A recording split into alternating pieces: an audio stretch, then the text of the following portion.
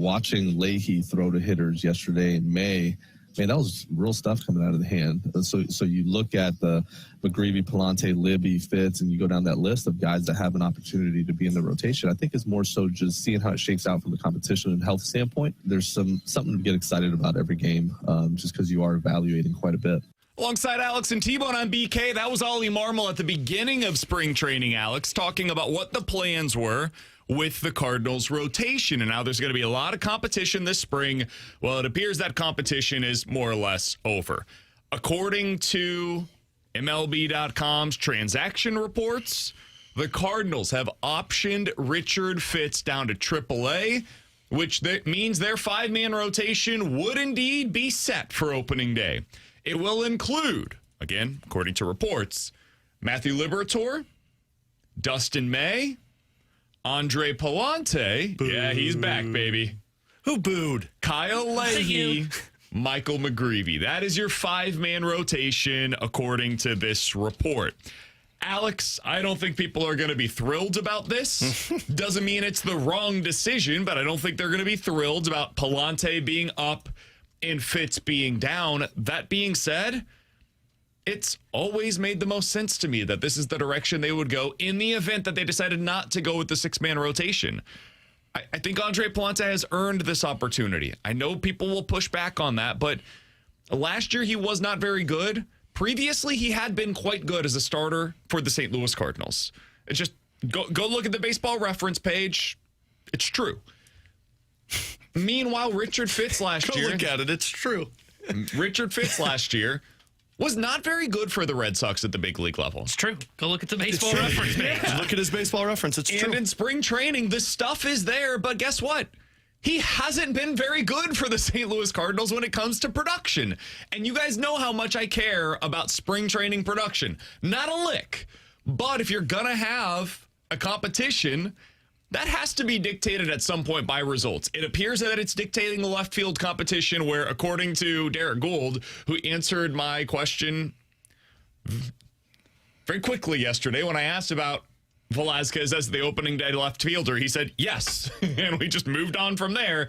I think he's won that job because of production. And I think Andre Palante has won the starting spot because of his production. Alex, what did you make of it? Were you surprised at all? No, I'm not surprised. There are things in life that you just have to be okay with, and I guess this is it for me because I would have kept Richard Fitz, although I know his numbers haven't been great, but I feel like the stuff that I have been sold on is something to get excited about, but I understand it. I mean, this is a process. This is a guy that they obviously value as a piece of their rotation moving forward.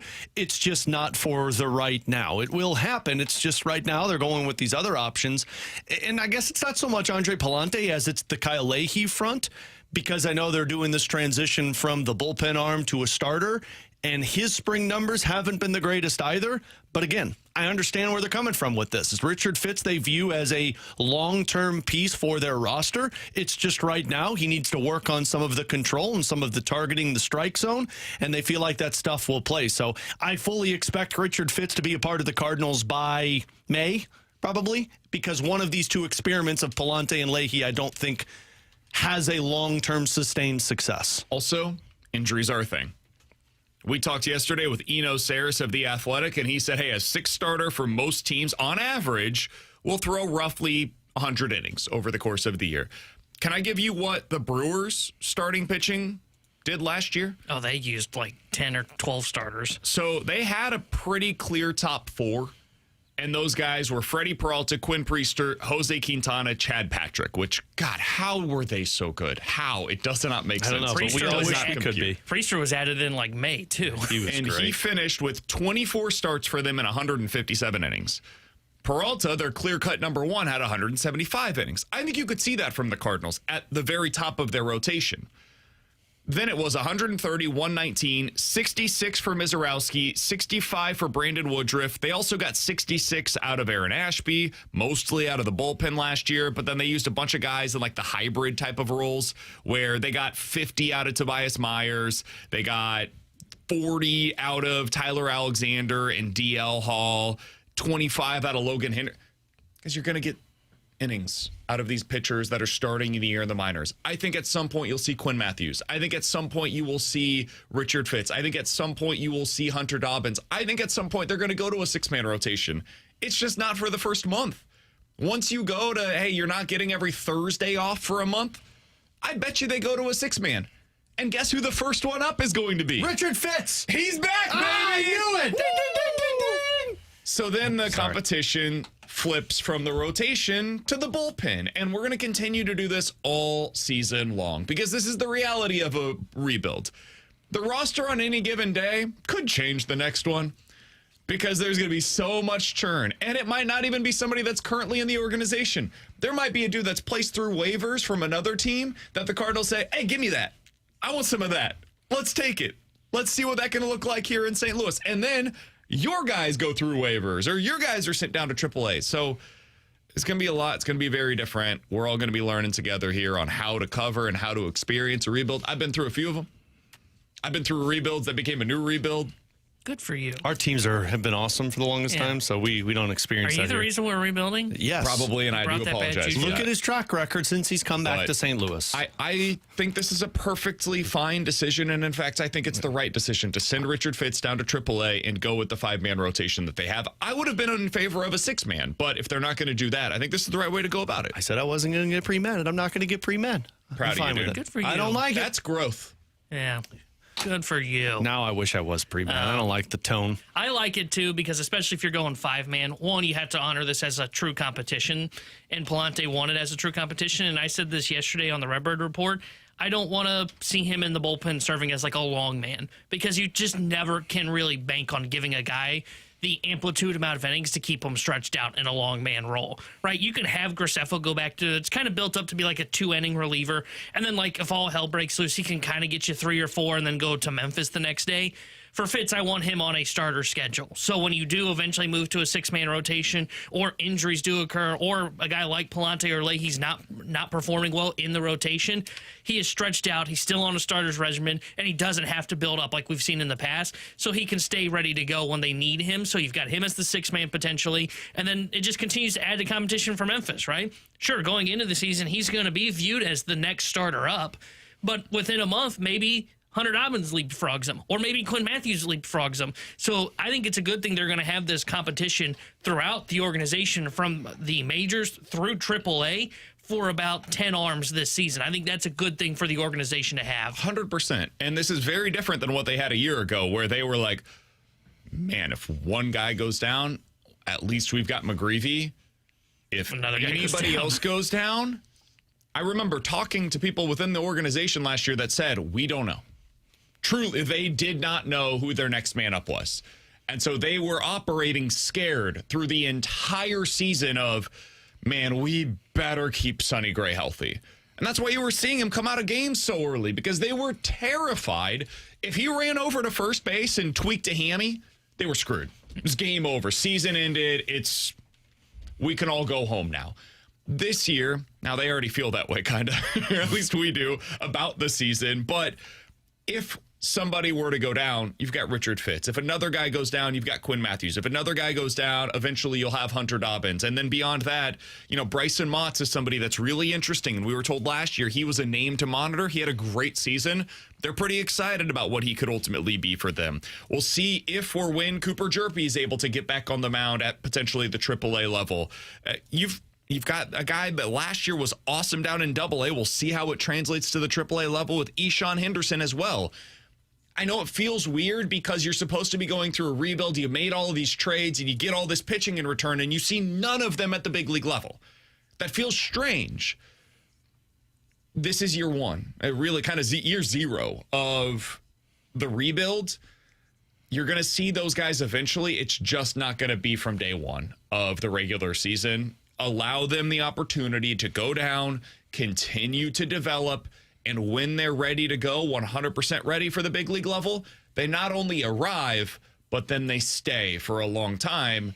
to avoid a situation like what's going on right now with Jordan Walker, who we're going to talk about later on today. Alongside Alex and T-Bone, I'm BK. It's BK and Ferrario here on 101 ESPN. If you guys want to get involved in the show, the best place to do so is 314-399-9646. That is the Air Comfort Service text line. Also, check us out on YouTube at youtube.com/101ESPNSTL. By the way, we did have a brand new edition of the Redbird Report, which posted yesterday. It was certainly relevant to what the topic is today, considering we talked about how Richard Fitz was most likely going down to AAA, and they would be going with a 5-man rotation. So if you want to see more extended thoughts on the roster, some of the decisions that are looming, you can check that out. YouTube.com/101ESPNSTL. In 15 minutes, we're going to talk to our guy, the voice of the Blues, Chris Kerber, coming up at 12:30, ahead of Mizzou taking over the city of St. Louis in 48 hours. We're going to talk to the Mizzou athletic director, Laird Veatch. That's coming up in about 1 hour from now. But coming up next, man, there's a clear disconnect in how basically every other country views the WBC and how the United States seemed to view it. How did that impact the result? We'll talk about it next year on 101 ESPN.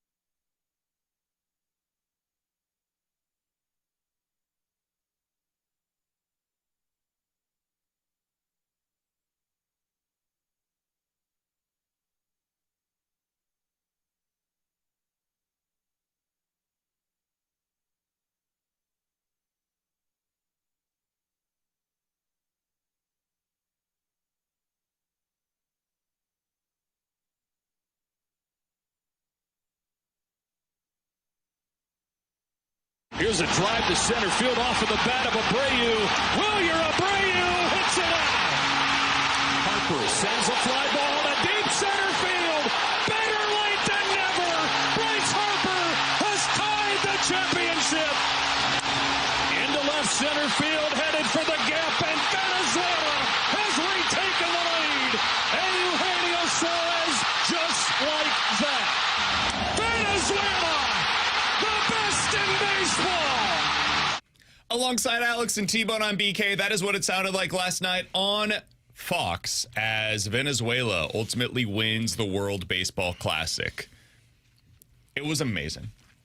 The entire tournament exceeded my expectations.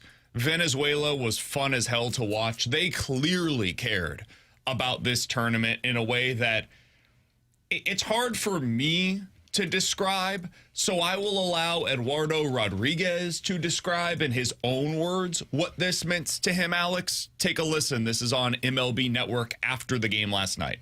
I mean, I tell you what, like, I win the World Series a couple years ago, and it's nothing that I can compare with this, you know. Like, this is the greatest moment I ever got on the mound, pitching like that in front of almost like our home crowd, you know. Like, the whole Venezuela was here, and I know our country back then, everybody was there too, you know. So I can't compare this moment to nothing. Be on the mound like that and have the whole crowd, like, on us all the time is just something that I can't even tell you how I feel right now. A guy who pitched in the World Series and won the World Series flat out said last night after the game, this mattered more. Meanwhile, on the U.S. side of things, here's Derek Jeter before the game. Passion's been unbelievable, and we've heard a lot of players say bigger than a World Series. Bigger than a World Series, Derek Jeter? I think the people that said it's bigger than a World Series never played in a World Series. Of course, Brandon is going to pull a Derek Jeter quote.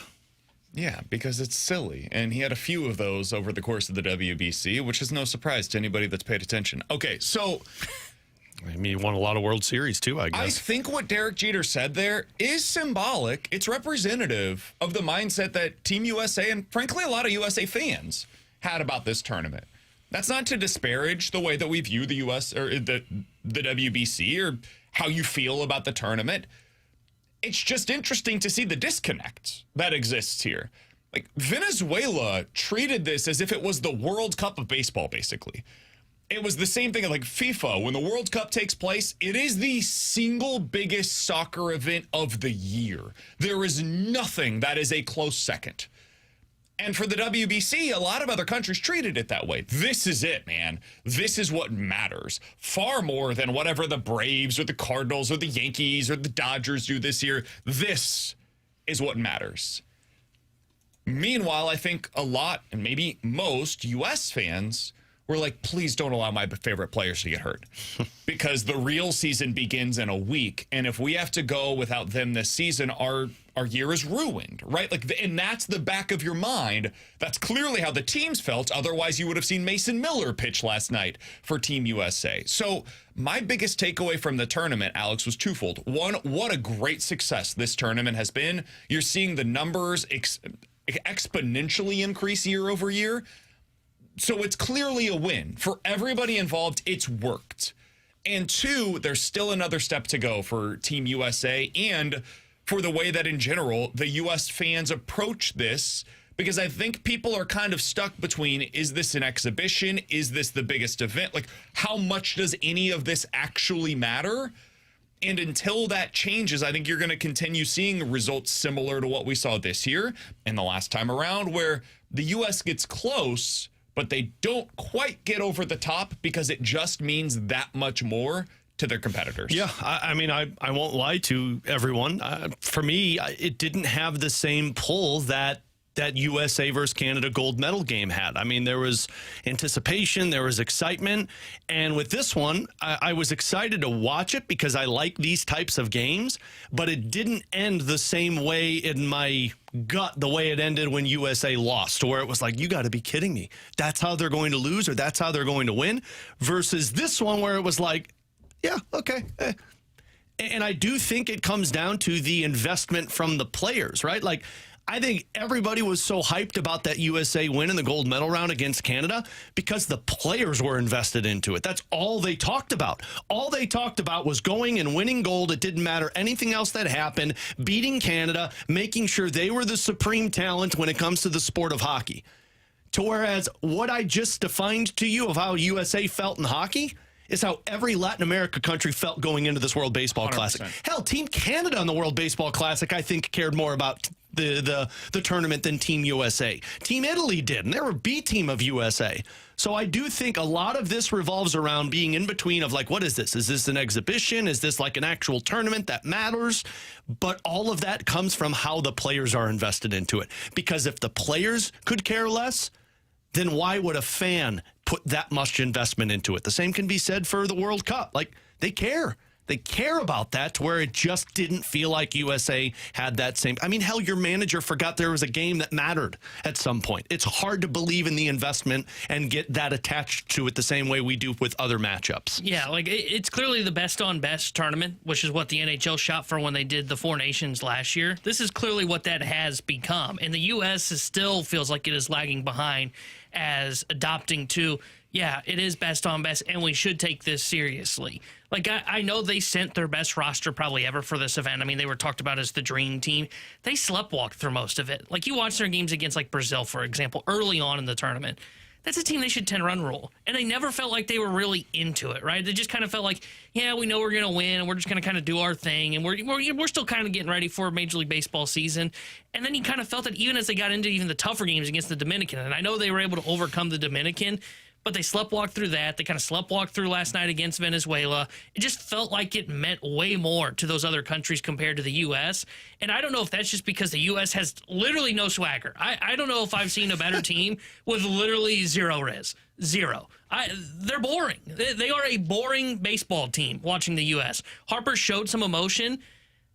That was all I saw from Bryce Harper in the tournament. Aaron Judge, I mean, he didn't hit anything, but he doesn't give off a bunch of that. I think that's part of it, though, is they didn't succeed. Yeah, I was going to say, it's hard to show emotion when you're Aaron Judge and you strike out. Yeah, I think that's part of why it didn't feel like there was a lot of emotion behind them. Now, it's hard to say it's the chicken or the egg thing. Like, do you not have success because you lack emotion? Do you lack emotion because you're not having success? Probably a combination of the two. Somebody on the text line said, guys, you don't have to, or it's okay if people place different values on this. Of course it's okay. You don't have to care about this.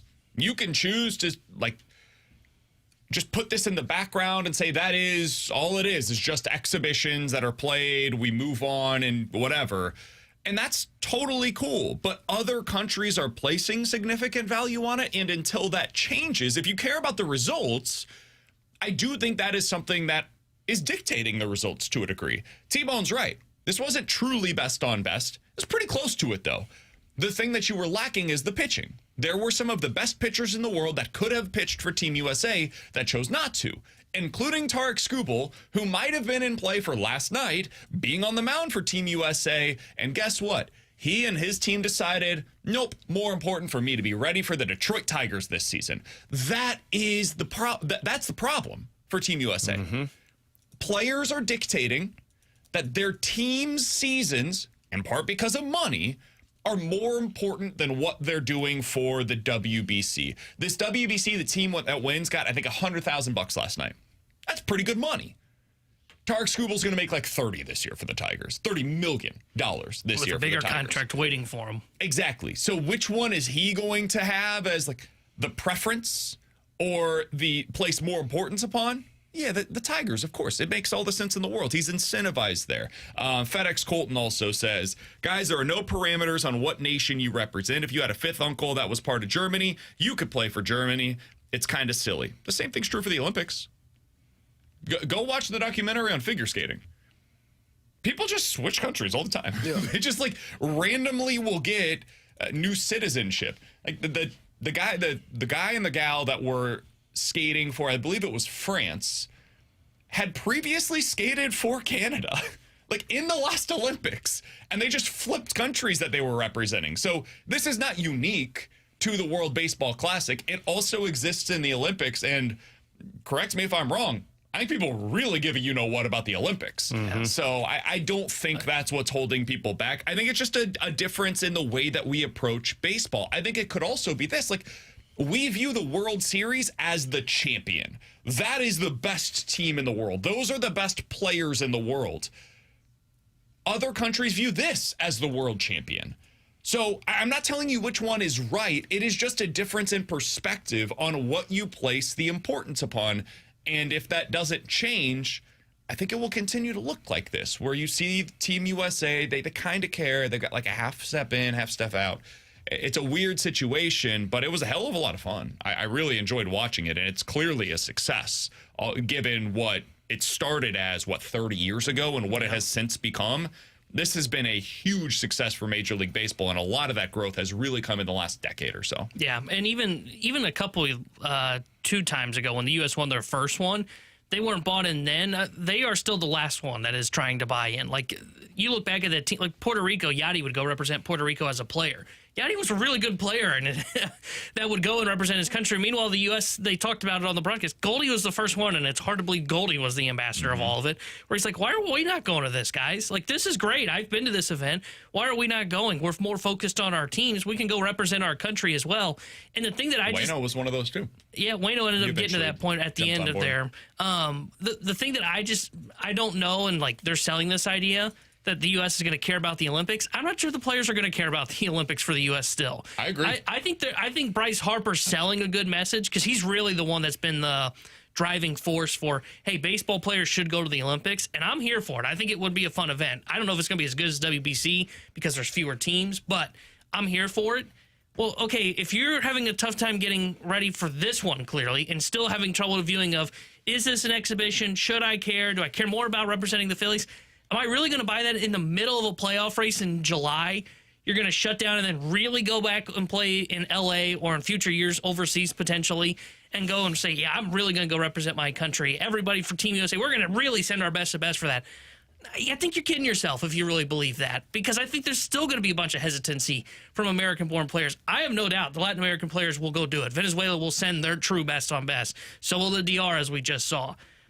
I don't think the U.S. is going to do that. I think they're fooling themselves by trying to sell themselves on the idea that the Olympics will matter to them more than the WBC. Lisa says hockey players get it. They do. And it took a while to get there, though. Like, that's the other thing that we have to keep in mind is this is not something that happens overnight. This might be a generational divide. Like, we might be 20 years from this really mattering on a national stage for Team USA. Hell, I think in basketball we saw something like this where you saw the Dream Team, where that really put basketball in the Olympics at the center stage, but then it kind of went back to the backdrop, and then it happened again in, like, what was it, 2008? Yeah, where Team USA sent, like, truly the best of the best in the world, and then other countries started to really get good at basketball. And when that happened, man, Team USA started to care again. And now you see it in basketball at the Olympics really matters. And these are guys that barely care about the regular season for basketball. True. So the fact that they care when they get to the Olympics speaks to something changing and flipping that switch for them. So I wonder if we will get there for baseball as well. It's just going to take time. This is a pretty damn new event, man. And by baseball standards, things change very slowly. This stuff moves at a snail's pace. Think about how long it took for them to get a pitch clock or for them to, like, really transition to the modern game of baseball. Look at the Cardinals. They have just transitioned 15 years after everybody else in Major League Baseball had really adopted the new way of baseball. I don't think you get there until the players are ready to put that investment into it. I agree. That's the only way you get there. Like, you could sit there and say, shift. yeah, you could sit there and say time will tell in terms of how it translates, and it gets a little bit more of a common theme until the USA players, or they have a player that cares as much as the Venezuelan players or the DR players.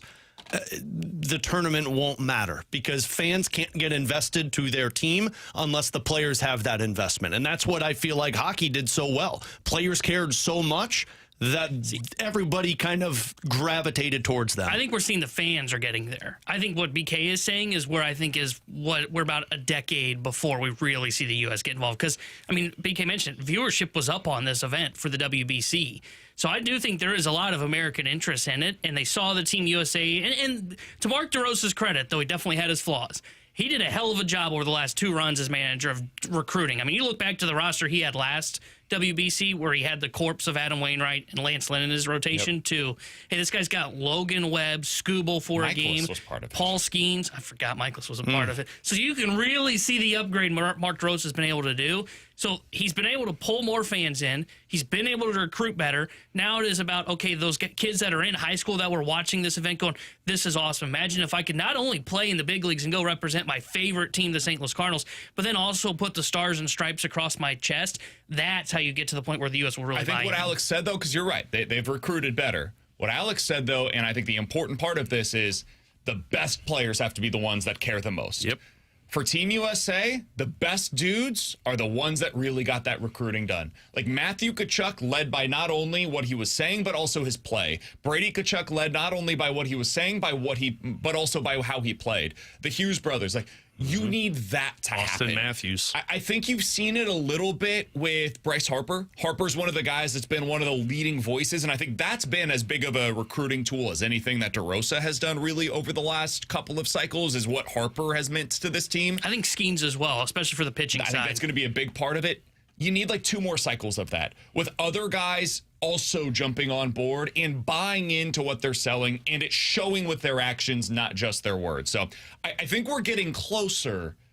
We're just not quite there for Team USA. And the same thing was true for them last night. They got close, just not quite there. Team Venezuela ultimately was able to go out on top. And I will say this, I'm so happy for Salvador Perez, man. That guy is a future Hall of Famer. He was behind the plate last night for the final out. He plays with as much joy and passion as anybody you'll ever see in Major League Baseball. That guy's amazing. And between him and Yachty and Buster Posey, the last 15 years at the catcher position, I think will ultimately be well represented in Cooperstown sooner rather than later. I think all 3 of them are legitimate Hall of Famers for Major League Baseball. All right, alongside Alex and T-Bone, I'm BK. Chris Kerber, voice of the Blues, next.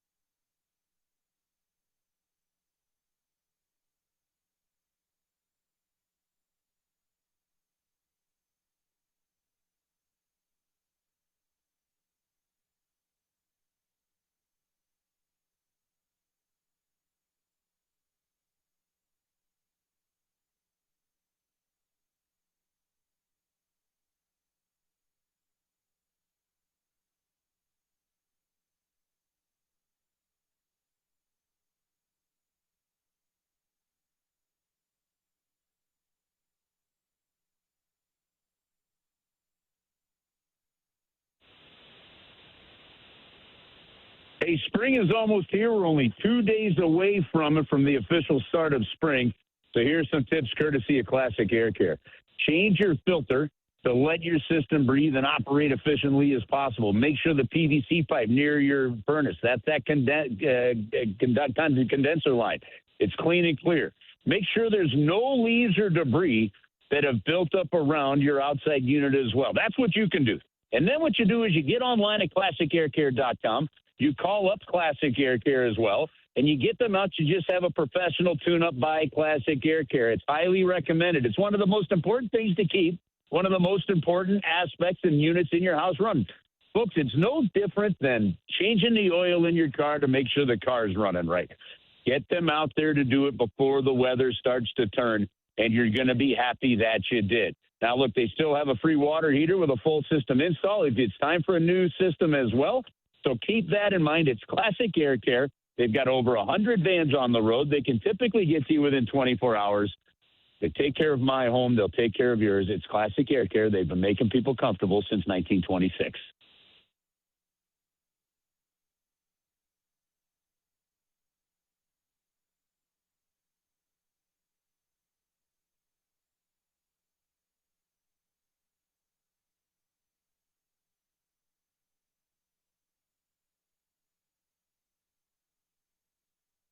Tanner Hendrickson here with a Sports Center update brought to you by Saliga Heating and Cooling. Blues back in action tonight as they visit the Calgary Flames. We'll have pregame coverage starting at 7:30 with Alex Ferrario. Puck drop at 8:30 with Chris Kerber and Joey Vitale. And the voice of the Blues, Chris Kerber, joins us next here on BK and Ferrario. The Sports Center update was brought to you by Saliga Heating and Cooling, a Daikin heating and air conditioning dealer.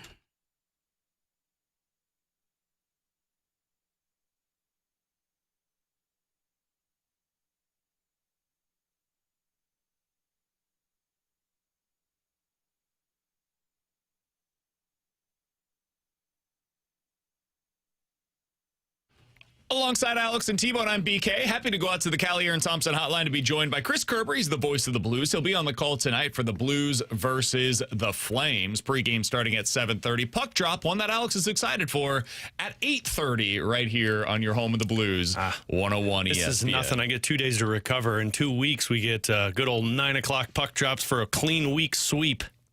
Curbs, appreciate the time as always, man. How you doing today? Guys, I am good. I am sitting here in the Saddle Dome, which is only got 2 seasons left. It's slated to be torn down in 2029, and their new building expected to be opened up in 27-28. And this is kind of the last of the old buildings with character left into it. You know, all the rest are, you know, kind of the new, big, massive buildings. So taking it in here, it's still an enjoyable place and a great place to watch a game from. Curbs calls it character, but really what he's saying is you have to walk on balance beams on top of the roof to get to your broadcast booth. Listen, it's the best broadcast booth in the league. I mean, well, the Rangers put that broadcast gondola in. I'm going to give Detroit a lot of credit too.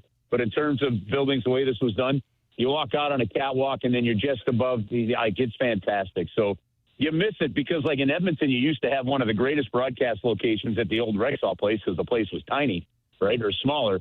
And then they built that new monstrosity, and it's just so big and cavernous in there. And you're calling the game from Red Deer, which is a 3-hour drive from the rink. So, well, hour and a half drive, really. So, no, it's cool, and you know, I'm thrilled to have been able to go into a lot of these buildings over the years before they were torn down, and you know, I never got to the Montreal Forum before the new building was built, or the old building in Chicago. You know, some of those, but the ones I have been, I'm appreciative of the chance to have seen them because there is definitely character in them the way they were built. All right, Curbs, as we wind this season down, I know there was a lot of excitement about the way that the team had been playing. A lot of wins there for a decent stretch, and then the loss on Sunday on the road at Winnipeg. For your money, have we seen much change with the way that they are playing, or has it been as simple as they've been getting great goaltending lately? What's your opinion on the matter? Yeah, well, I think we've been much better defensively, but I do kind of agree with you that, I mean, I really think you can boil it down to the goaltending's been off the charts. So as bad as it was in October, it is just as good on the other side of the spectrum right now. And I don't know how sustainable, frankly, either one of those are, since they were on opposite sides of the spectrum. But, Jim Montgomery was very honest with his assessment and said, yeah, we're getting some of the results similarly like we did last year, but he doesn't think the team is playing as well as they were last year at this point in time. But, you look at the schedule here, and, this is a team that has struggled to find wins in Calgary. Vancouver, has just been rotten all year. You sneak a couple wins out here, see if you make it exciting. A win here and you're 5 points out. And listen, I'm not beating that drum big time, guys. I'm very realistic on it, but I also do understand the math. But that said, I can tell you there's a real positive vibe and feel around this team, and that is actually something that's, for maybe a couple week stretch, I think has really been there all season long, and I do give some credit for that. Well, and that's where I was going to go next, Kurz, because I think it was after that Oilers game back on home ice to where Jim Montgomery talked about, look, the wins are nice, but right now we're still trying to figure out the team identity, and we need to find that. Do you feel like they're still searching for that, and are they getting closer to it? No, I don't think that. If I'm just being bluntly and brutally honest, I'd say no. I don't think that I still wouldn't be able to define an identity of this team. And I look at it for several reasons. Number one, again, notwithstanding where you are in the standings and the opportunity to kind of make it a little bit closer, tonight and maybe on Saturday against Vancouver, the reality of it is the focus right now on this team is where it should be. It's watching Logan Mailloux get top pair minutes, top pair matchups on the ice with Philip Broberg. It's watching Theo Lindstein, and I talked to him for, 10 minutes yesterday, being out on the ice and learning from Colton Parayko and all that communication. It's Otto Stenberg going back in the lineup today, and he's going to be on a line with Dalibor Dvorsky. And it's continuing to see what Jimmy Snuggerud is doing with Robert Thomas and Dylan Holloway. To me, that's what the focus of this is. I would venture to say that I still think that there's enough young guys and certain guys on this team that aren't, trying to be difference makers enough. And I'll take that fourth line, for example. I think Alexei Toropchenko is a really good hockey player, right? But there's got to be more to his game. I don't think we've seen or even can really quantify what Jake Finley is right now and that kind of stuff. So until you really know that, until you see something like you saw with that WTF line, the first version of it last year, that really set an identity, I don't know that we've seen that top to bottom through the lineup, and I just don't know that we're going to see lineup consistency enough to really define that in the last 15 games. Carbs, do you think we're going to have a 20-goal scorer here in St. Louis this year? Oh, man. Dude, I was thinking about that this morning when I was looking at my notes on both Calgary and them.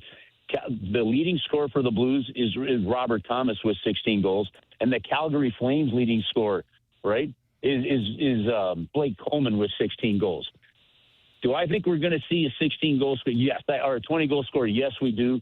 I expect it to be Thomas or Snuggerud, but I don't know that we'll have two or three of them, if that clarifies that a little bit. But I think in 15 games, one of those guys will get 5 more.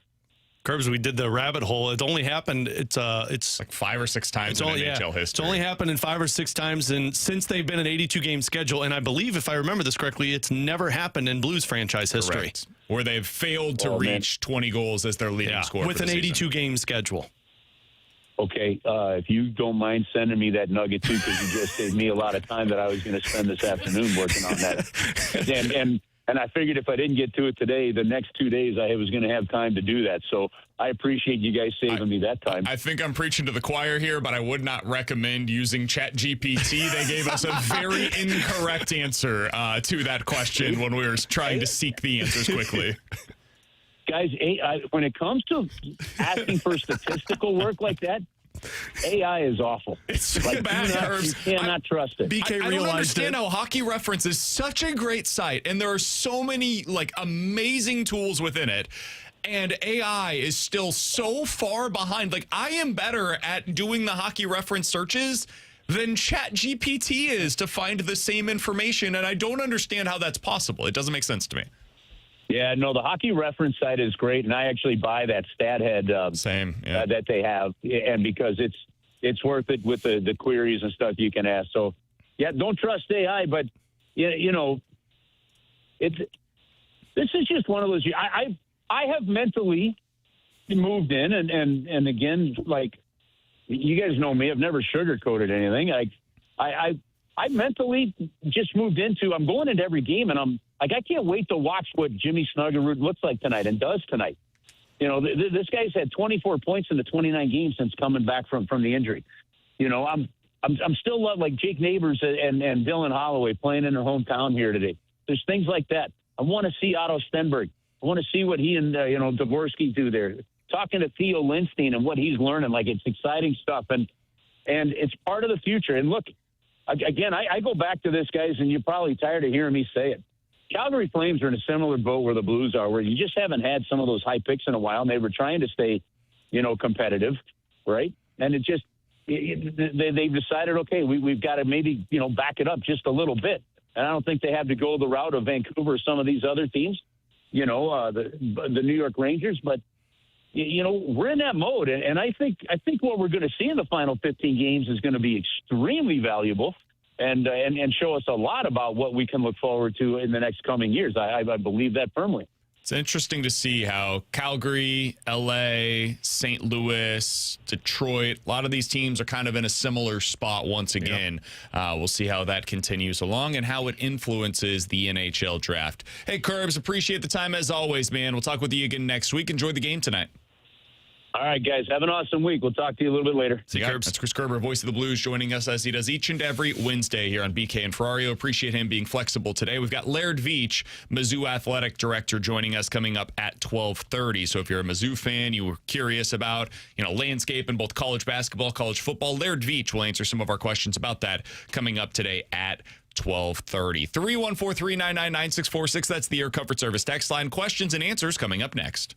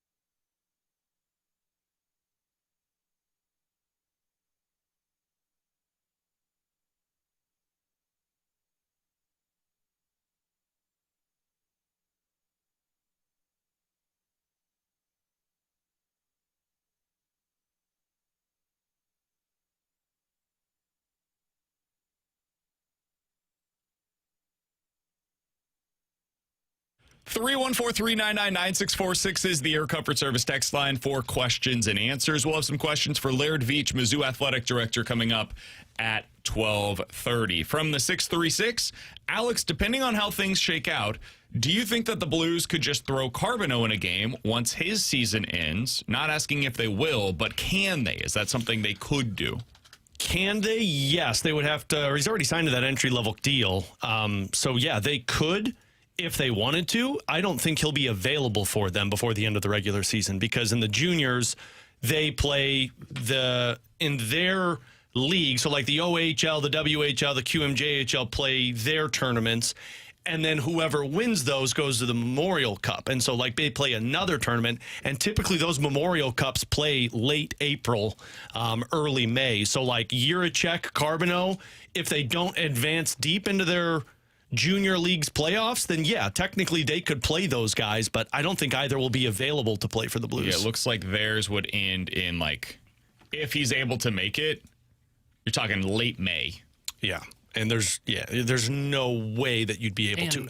I'd actually say the other ones that I wonder would be more like, sorry, T-Bone, I cut you off before you talked. Correct me if I'm wrong here. Wouldn't that then burn a year potentially of their entry-level contract? No, because you have to play a certain amount of games. It's like 7+ games. Yeah. But the answer is no. He's not going to be able to make it in time. The ones that I'll find kind of interesting of what happens is two kids that they drafted in the second round a couple of years ago. Lucas Fisher, who's playing in the OHL. His team, I don't know if they're going to be playoffs or not. And then Colin Ralph, who we interviewed, who plays for Michigan State. Depending on how far they go, the Blues may sign him to a contract. And I don't think he'd go NHL, but he could go to the American Hockey League.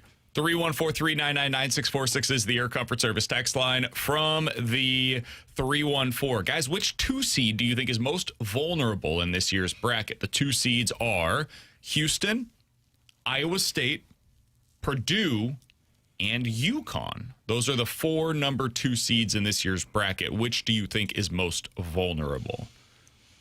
Mine's Purdue. Yeah.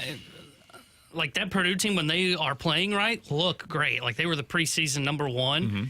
Guys, they were 7th in the Big Ten this year, I believe. I think they were the 7th seed going into that Big Ten conference tournament. I think they're most vulnerable. Now, will they lose in like the first weekend? Probably not.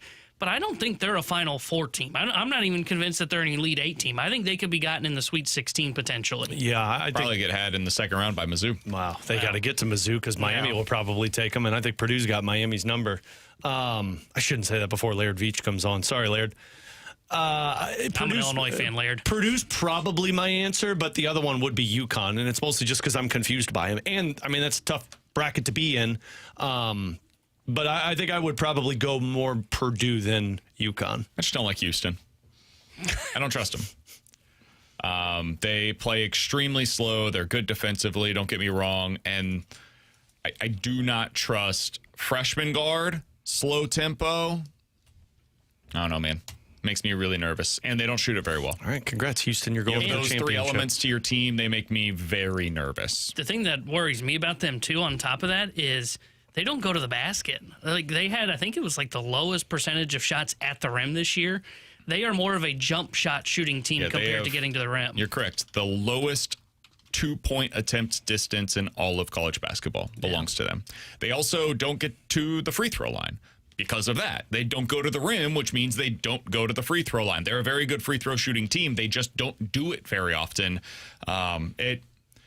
I just don't like their profile. So they're the team that would make me most nervous. 314-399-9646 is the Air Comfort Service text line for questions and answers from the 573. If Nelson Velasquez does well in left field to start out the year, do you think he could replace Jordan Walker when Nootbaar comes back? This will allow us to get into our next conversation. Are we really doing this again with Jordan Walker? Are we really doing it, guys? We'll talk about that next here on 101 ESPN.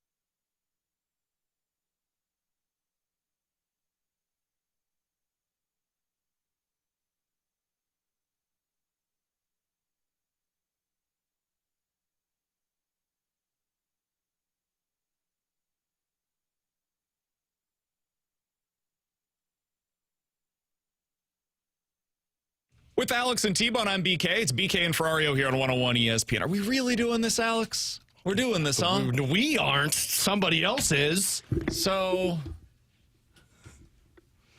I got mad on social media yesterday. Shocker. Oh, hell yes.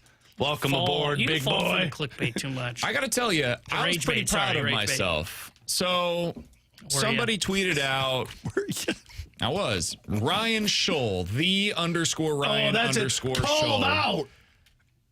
He wasn't the problem. He said Jordan Walker's rough just got spring called out. continues. No, he's the one that tweeted this out, so I wanted to give him the credit. 176 average, OPS below 400, strikeout rate above 35%. Is it time to seriously consider starting him in Memphis? It's a question that a lot of people have been asking over the last 24, 48 hours, and I do understand it, but I simply responded, nope. And then I got a bunch of responses back that said why they should send him down. And I was getting ready to start responding, Alex, and this is why I'm proud of myself. I did not respond to any of them. I waited until we came on the air. Did you type it up and then you just deleted it? Yep. Because that's what I do. I type it and I'm like, I feel got it better all out about of my myself. system. Yep. I feel better. It's like writing that angry letter and then throwing it in the trash. I feel better about myself. So my Take that. personal opinion on the matter is that no, they should not send him down to AAA. That would be a huge mistake. The value of this season is to allow guys like Jordan Walker and Nolan Gorman an opportunity to just go out there every single day and find out where you're at. Implement all of the changes into your swing, and then allow yourself to get feedback from major league pitchers. And then if that means, hey, one day we're going to take you to the back, like we're going to go give you an opportunity to work on this stuff down below, great. And then the next day you're right back into the lineup once again. That's what this year is all about. Jordan Walker going down to AAA fixes nothing, because even if he does go down to AAA and has some level of success, he still has to then come back up to the majors where guys are able to pinpoint his specific deficiencies in his swing, and they pick him apart again, and then he once again has to relearn how to have success against major league pitching. So, no, I would not do that. That is not what this season is for. If this year was about, hey, they got to win now. Now is the time where the Cardinals have to put the gas on the pedal, and it's win season. Well, then, yeah, you probably send Jordan Walker down because he's not helping you meet that goal. But that's not what this is, and they should not send him down. And he should be starting every day in right field. And he shouldn't have to even think twice about it, Alex, of whether or not his name is going to be in the lineup every single day. So I find it to be a pretty crazy thing that this has gained so much steam and that so many people are seemingly in favor of sending him down in AAA, but I very much am not. Yeah, I'll take the filter off for BK here, and I'll give you the no anxiety medicine response. This is just a dumb answer to sending Jordan Walker down. Okay. Like, this is what you probably typed out, and you just wrote nope and then walked away from it. You've done this for 3 years. He's gone to Memphis. He's gone down to fix his swing and get right. And it hasn't translated to the major league level. And the biggest thing I would imagine Jordan Walker is struggling with is also confidence at the plate. So you're just going to send him down to Memphis and be like, well, you were terrible, so go down and find the swing and we'll bring you back up when you're ready. I don't think that does anything for him. He is at the point, and we talked about this with Derek Gould yesterday. You're not far away from being done and washing your hands of Jordan Walker. Resolving the issue of figuring out what Jordan Walker is not taken care of by sending him to Memphis and getting his swing right. He's kind of been going up against Memphis pitchers throughout spring training, and he has struggled. Now, I know he has seen major league pitching as well, but he hasn't hit in spring training. Going down to Memphis at the beginning of the season, to me, is just taking 4 steps backwards. Just leave him where he is. Put him out there every day. There's no competition right now because Nootbaar's hurt. Sajaci still needs some reps. Vasquez is playing left field. Think about that for a second. Nelson Bleepin Velazquez has earned the starting opportunity in left field for opening day. Yeah, you don't have options in the outfield, guys. And so Don't be a hater on Velasquez. I think a lot of people's response would be, Joshua Baez should start at the major league level. No, what, are you going to ruin another prospect like you ruined Walker? Stop it. Stop it. Leave him at the major league level. Let him fail if he fails. Let him figure it out, whatever needs to take place. And then come July, we can have the conversation of, hey, send him down to AAA. It doesn't matter anymore. Yeah, there's a decent chance this goes poorly for Jordan Walker this year. In fact, the odds are heavily in favor. But let it go poorly at the major league level. And it won't work out for Jordan Walker in a Cardinals uniform, and we'll see him somewhere else next year, and we'll see if he ends up going the Dylan Carlson path where he just kind of fades away into the abyss and never really becomes a consistent major leaguer again, or if he's able to figure things out the way that like JD Martinez did, and he eventually figured out a swing. He had something that worked for him. He clicked with a specific hitting coach, and then he went on to have an all-star caliber season, multiple seasons throughout the rest of his career. I don't know which direction this is going to go, but that's the most likely outcome here, is that this does not work for Jordan Walker in a Cardinals uniform, because he's been really bad in a Cardinals uniform, and that sucks. It was a failure for everybody involved, including Walker himself, that this did not work for him here. This is not the way the story was supposed to go. There was so much excitement, and it has become such a disappointment. But you don't then parlay that into, we're going to send him down again to AAA to try to figure this out with different coaches, with a different system in place, with a different ballpark, against different level of pitching than what actually needs to happen.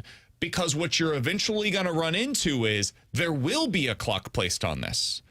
Because when you get into June or July, if you see Joshua Baez having success down at AAA, you're going to be calling for him to get that opportunity in right field. And at that point, if Lars Nootbaar is back, well, now you've got Nootbaar in left. You're calling for Joshua Baez to get that opportunity in right field. And so now you want Jordan Walker out of the lineup. Well, if he's been down in AAA and he's having some success, are you then pushing Joshua Baez's opportunity to the backdrop once again in order to bring Walker up to give him that chance against big league pitching? That's what you could be doing. So you're not only setting back Walker's timeline by sending him down to AAA, you could also be setting back the timeline for Joshua Baez or Chase Davis as well. So keep that in mind. That is something else that they have to keep into consideration. The other thing here is, are you just going to not see Chase Davis or Joshua Baez start every day? Because those guys are currently slated to be in the outfield down at the AAA level. Are you suddenly going to give those opportunities to Jordan Walker? What happens here with Thomas Ajayci? He could go be third base at Memphis. I think there's more to a decision like this than just what does this mean for Walker on opening night. It's also, what does this mean for the other guys beyond opening night? And I don't think that gets taken into account enough. Well, you're done worrying about Jordan Walker's future, in my opinion, if you're the Cardinals. Right now, it's the, hey, what are you going to do this season? Because now the future is these guys that are going to push you down in terms of your playing chances. Like, let's say Velasquez, which I don't think any of us believe, but let's say Velasquez tears it up for the first 3 months of the season, and you're like, oh, wow, this guy might be something. And Lars Nootbaar's back and healthy. Then guess what? Jordan Walker goes to the bench because he's lost his playing opportunity to Velasquez. But when Velasquez stumbles, you go right back to Jordan Walker. Until Joshua Baez is doing enough to say, hey, this kid can't stay in Memphis anymore, that's when you're done with Jordan Walker. But I'm not going to go off of spring training and say he's been terrible, let's start him in Memphis to figure his swing out. He's had 3 years to figure his swing out in Memphis. He's had 3 off seasons where they've pumped him up in terms of working in the hitting lab and doing a lot of different things in the off season. No, man, it's time to take the mama bird away from him and just let him fly. And guess what? If you fall, you fall, but you're doing it at the major league level. Yeah, they're truly stuck in no man's land with him, because the premise of it, of what people are saying of sending him down to AAA is, hey, he's struggling now. He's still going through mechanical changes. See if you can boost his confidence by going and killing AAA pitching. Okay, sure, that premise sounds fine if you take out all the other external factors that you were just talking about with the other outfielders and Baez and Davis if he's there at the AAA level. But what then happens if he doesn't hit AAA pitching? Then there's not even a path for him to the big leagues to where you can try and get him working back with the big league staff. So the premise sounds better than what the actual end result could end up becoming. And look, odds are, BK said it, odds are he's not going to be a big leaguer. Odds are we're not talking about him potentially past June this year, because it's possible Baez or Nootbaar or Velasquez or Ajayci take his job. They are just stuck in no man's land with him right now, and he has no confidence right now, as we can clearly see. I mean, they've kind of talked about it publicly. it's make or break for Jordan Walker. He's got a month now probably to try and figure this out before the pressure really starts to turn up, and it's already pretty high now. He's going to have about a month to figure it out at the big league level. And for his sake, I hope he's able to make it click because he showed in year one he can be a big leaguer. He hasn't been able to show that, though, since that. I think he's got more time than that. I think you're talking about June before we really have any of these conversations. Yeah, I agree. But I get it. I understand the feeling of wanting to have some level of urgency there. But I mean, we have not even seen Lars Nootbaar take an at-bat. I think we're pretty far away from him being ready to go for big league games. And I think that's really the starting point of when you have to start making decisions. Because when Lars Nootbaar returns, if Nelson Velasquez is hitting well, and at that point in time you still see Ivan Herrera getting the majority of his at-bats as a designated hitter, that's when you reach a pressure point. But you need all of that stuff to be true, or you have Joshua Baez absolutely tearing the cover off of the ball. If he down in goes like AAA. the month that Weatherholt basically had in AAA, that's when the pressure really starts to mount. Because then they may just say, "Look, he's ready." And Walker's clearly I don't not. think they would. I don't think I they think rush they that. would. Knowing this, I don't think it would be rushing him. I think they would it look at would that be. and say, "No, I think it'd be, hey, that guy's crushing AAA pitching. Look at Weatherholt. Weatherholt played like 40 games, and they're saying, yeah, that guy's big league ready." He was drafted in the top 10, though. Sure, but Baez was a highly touted prospect. Well, when I they got him. understand that, but and you also had a lot of grooming in college for J.J. Weatherholt versus Baez is this year where age-wise where J.J. Weatherholt was last year. So I think you're going to see a decent amount of time at the AAA level for Joshua Baez this year, and you should. He has basically one season of success in his pro baseball career. You're going to want to see that for a while before you truly go all in on it. And you probably also want to see him fail at the AAA level before you bring him up to the major league level so we can learn how to adjust to what pitchers are doing at that level. So I don't think 1 month of Joshua Baez is going to be enough. I think they're going to look at it as June or July. June, July, probably more likely July than June. Post-trade deadline. He's probably somebody that doesn't get a look at the big league level until after Lars Nootbaar is traded, if you want me to be real. I think that's probably the timeline that you're looking at Jordan here. Walker. Yeah, or Jordan Walker, I suppose. So I don't know if people want to hear that, but I think it's the reality of where this team finds itself right now. It's going to be a different kind of year, man, and there's no need to push a guy like Joshua Baez. What's the point? What's the point of getting him up here earlier?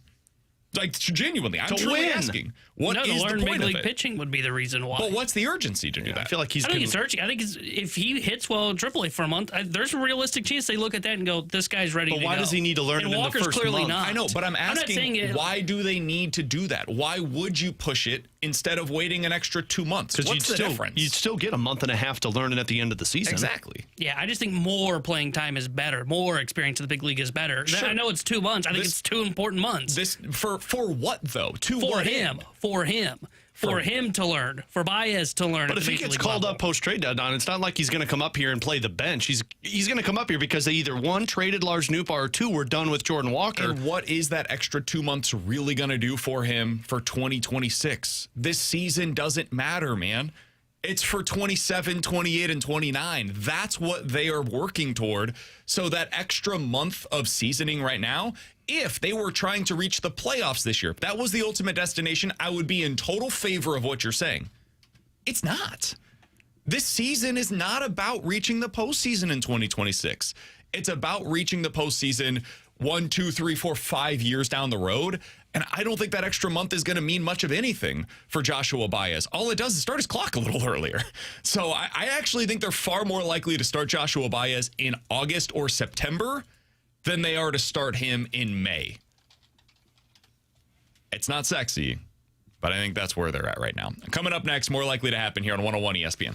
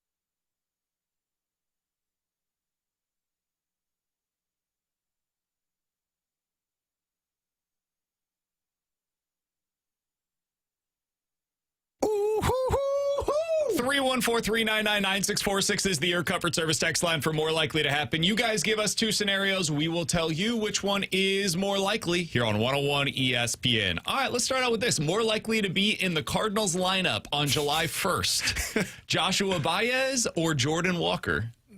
Baez. No hesitation. I'll say Jordan Walker. Jordan Walker for me as well. I don't think Baez is there until August 1st. I'm not convinced on that, but I would say it's him. All right, more likely to happen, guys. The Blues draft a forward or a defenseman with their pick in this year's draft. Oh, a lot of this hinges upon where you think they will be selecting. Well, let's say they're not in the top two. Okay, then defenseman. I think that makes it defenseman for me as well, because there's, what did we say, 5, if I remember correctly, yesterday in our conversation off air. Yeah. That would make me lean defenseman. If you said, like, I don't know where they are in the draft, I would have leaned forward because of the chance of the top 2 We're pick. going to talk about this a little bit later on, but that Detroit pick I find fascinating now, because if the Blues select and Detroit's is a decent pick, I think they could go both in terms of they take a defenseman with their pick because it's going to be a pretty significant defenseman, and then try and get a forward with the potential of Detroit's. But I'll say defenseman in this one. I don't know really how to phrase this one, but more likely, I'll say to lose their job first. Jordan Walker and right, or Kyle Leahy in the rotation? Oh, that's fun. I'll say Leahy in the rotation because I think there's more guys back there, and I think he's going to hit a block at some point. I think Walker and Wright, actually. I think they're committed to this Kyle Leahy experience in the rotation, the same way that they were with Matthew Liberatore last year. Because I remember there were calls from all of us of, are you really going to keep doing this? Like, is he hitting that wall? What's going on with the velocity? Do you consider... They just didn't have anybody. I think if they had somebody like they do this year, Libby would have finished the year in the bullpen. Oh, interesting. Because he clearly I have a differing perspective on it. I would say, for me, I think they wanted him to become a starter. They saw so much more value in him becoming a starter that it was worth it to go through the growing pains with him. And in a season like this, I think it's worth it to go through the growing pains with Kyle Leahy if you think there is something at the other side of it. And that's not just for the Cardinals. It could be for somebody else, too, where if he becomes a starter for you and you don't see him in your future, he could become a trade chip in the offseason with many years of club control remaining. So I'll say it's more likely that Walker loses his job, unless we're including injury, in which case, yeah, pitchers are more likely to get hurt. Yeah, I would lean Walker's the first one to lose his job because I think he has a shorter leash than what you guys believe. And that's why I think he is the one that's more likely, because I think they are willing to push longer on Leahy, right? I think they are willing to go. They really want him to be a starter this year, so I think they're willing to go until like the All-Star break and then reassess it from there. But I think there's still a chance that he could end up in the bullpen by August or September, too. Mizzou Athletic Director Laird Veatch joins us coming up here in about 5 minutes on BK and Ferrario, but we will get to a few of these first before we talk with Veatch on the other side. From the 314, more likely, none of the number 1 seeds make it to the Final Four, or all of the number 1 seeds get there. I think it's more likely that all of them. Yeah. None of them getting there is a wild that I just don't 110% chance that will not happen. Yeah, I would say all of them get there. I like some of the 2 or 3s, but you're telling me that not one seed gets there? No way. Those teams are too good. More likely, Mizzou reaches the Sweet 16 or the Cardinals make the playoffs this Cardinals year. make the playoffs. I'll say Mizzou reaches the Sweet 16. I agree. I don't see there's any chance of the Cardinals All it making requires the really is for Mizzou to win a 50-50 coin flip game and then to win a game that they've already won a game similar to that against Florida earlier this season. So that's far more likely than the Cardinals parlaying a game 86 times, which is what it's probably going to require to get into the postseason. I think that's... Give me Joshua Baez in the Cardinals in the playoffs. We've heard 2 weeks of Derek tell us that. I don't know how this team is going to manufacture any runs. Okay. Alex T-Bone's really going to struggle with this year. He's going to be the first one that breaks. That whole conversation we had about Baez, BK through the, you maybe think they're a playoff team. They shouldn't be doing this. I don't think they're a playoff team. I probably will be the most negative on their record. I know, but the way you're saying that they're operating is how a playoff team would operate. I don't think so. I think we've seen teams that are bad bring guys up when they think they're ready to go. I don't think it's right. If you say he's ready to go, it's not rushing him. But he's not. You're saying right now he's not. I think within a month you're saying or within 2. A month we can know? Yes, I think how? so. Look how good he was in spring. Oh, okay. I think you can get into a month or 2 where you say he's ready to go, Brandon. What are we talking about? A month of spring training and then AAA and he's ready to go at the big league level? It's crazy. It's absolutely crazy. I disagree with you, but whatever. You guys are where I'm just going to sit back and let that one marinate there. You're saying that spring training is dictating decisions. No, but I'm for saying like a month, if he goes 22-year-old. on a tear like Weatherholt did in AAA, that would show he's probably ready for the big leagues within a month. But Weatherholt was at the end of the season. In spring training is No, what because you just I'm said. saying, what he does in AAA, and then you add on top of it what happened in spring training, So where you clearly were intrigued by what he was. Thankfully, we've never seen a player get hot for a month that then struggles right thereafter. All right, alongside T-Bone and Alex, I'm BK. Laird Veatch, Mizzou Athletic Director next year on 101 ESPN.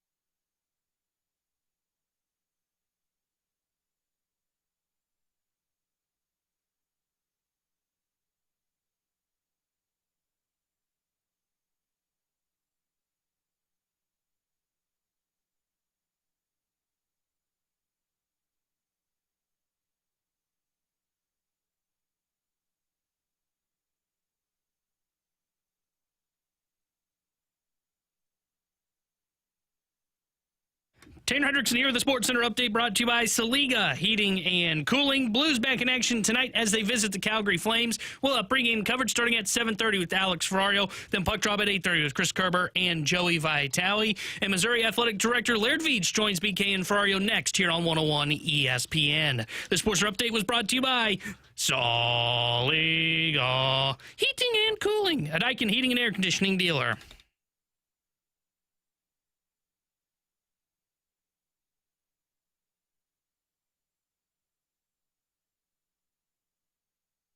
Mizzou is taking over St. Louis alongside Alex and T-Bone. I'm BK. Zoo in the Lou. That's right. What's up? The Mizzou headquarters will be at Ballpark Village as the NCAA tournament begins over the next couple of days. The Tigers are taking on Miami. And Alex, we will be very excited for that game. And I know another individual that will be excited for that game. That's the Mizzou Athletic Director, Laird Veatch, who joins us now via the Callier and Thompson hotline. Laird, thanks so much for taking some time with us today. How you doing? I'm great. Thanks, guys. Thanks for having me on. It is Zoo to the Lou time. You're right. Appreciate the plug. It's an exciting time for us. We're just super excited. What an incredible draw and great opportunity for us on so many levels. Just really excited and appreciate the time. Absolutely. So what's the value in this, Laird? Like, you look at this more from the business side of things, I would imagine, what it allows you guys to do on that side of things. So what did this help with in terms of playing 100 miles away from campus? Well, first of all, most importantly, the biggest thing is winning, right? So you have a chance to be really kind of in your backyard. We know this is our territory. We're going to have such good support at that game. And, to be on a national stage, but be it on that stage in your own backyard is it's a great opportunity on a lot of fronts. And you are right. I mean, for us to be able to take advantage of that with all of our local business partners and prospects here in St. Louis, so many donors, fans, friends of ours that get to come together and enjoy the opportunity. But it's such an example of what college sports at this level in the SEC can do for a university, for a city and a state to put us on a national stage and at the same time bring everybody together. So it's awesome. So it's going to be packed downtown this week with that first-round matchups. Any big plans in terms of Mizzou fans or just common basketball fans, Laird, of plans for all of the festivities surrounding these first rounds? Yeah, well, one you mentioned right at the beginning. We're taking over Ballpark Village. Fortunately, we've got some friends over there, and we got on that quickly. Our staff has done a tremendous job as really looking at this as an opportunity for us to really engage the local Mizzou community and put us front and center. So Ballpark Village is going to be Mizzou headquarters. So right after work on Friday, we're hoping everybody heads down that way. Hangs out there. We'll have shuttles over to the arena, but most importantly, people can come together, have some beverages, get fired up before the game. We'll have a little pep rally, etc. And also on Thursday, there's going to be an open practice session from 3:30 to 4 at Enterprise Center. So if fans, just looking for a chance to see the players, see coaches, first right up front, they can do that, and then we'll have a gathering after that at the Midwesterner, so folks can come there. They have a chance to win a couple tickets if they show up. So tickets are tight and tickets are expensive, as we know. So hopefully that'll be a motivator. Yeah, Laird, our producer Tanner is unfortunately an Illinois fan, but he had already purchased tickets to these sessions, so he gets to go see Mizzou. Meanwhile, I checked the secondary prices after it was announced, and I will be hoping to win some free tickets, is the way that I would put it. Or we'll be watching in front of a television somewhere. That's right. All right, Laird, I do have a few other questions that we want to get to because we're thrilled that Mizzou's in town, and we're also happy that we get the opportunity to have you on. There's been a lot of discussion this season about Mizzou's non-conference scheduling, and I know that's something that Dennis Gase referenced in his wrap-up prior to the NCAA tournament. I'm curious from your perspective, would you consider the plan to be a success given the way that the season has now, at least regular season-wise, concluded and what it meant for them when it came to their seeding in the NCAA tournament? Yeah, I think, if you look just at the big picture, it certainly we have an opportunity for it to look like a success. We'll get through Friday night and hopefully through Sunday, and then we're going to feel really good about it. But I have always been one as an AD where I want coaches to be empowered to lead and guide those decisions because they know their team's best. They understand strategically what's gonna be most effective. And Dennis and I will sit down at the season and really step back and look at the data and think it through and decide does this continue to be the right strategy for Mizzou or do we need to adjust it? There's a lot of ways to look at things, but this has a chance to turn out to be a pretty good story. You kind of mentioned it there, Laird, but just in terms of Dennis Gates and the future with the Missouri Tigers, how do you view that moving forward with the program? Yeah, I'm really excited and appreciative of what Coach Gates is doing. You look at just from a performance standpoint, 2 years in a row to be in the NCAA tournament hadn't happened in over a dozen years. 2 years in a row to have 10 or more, at conference wins.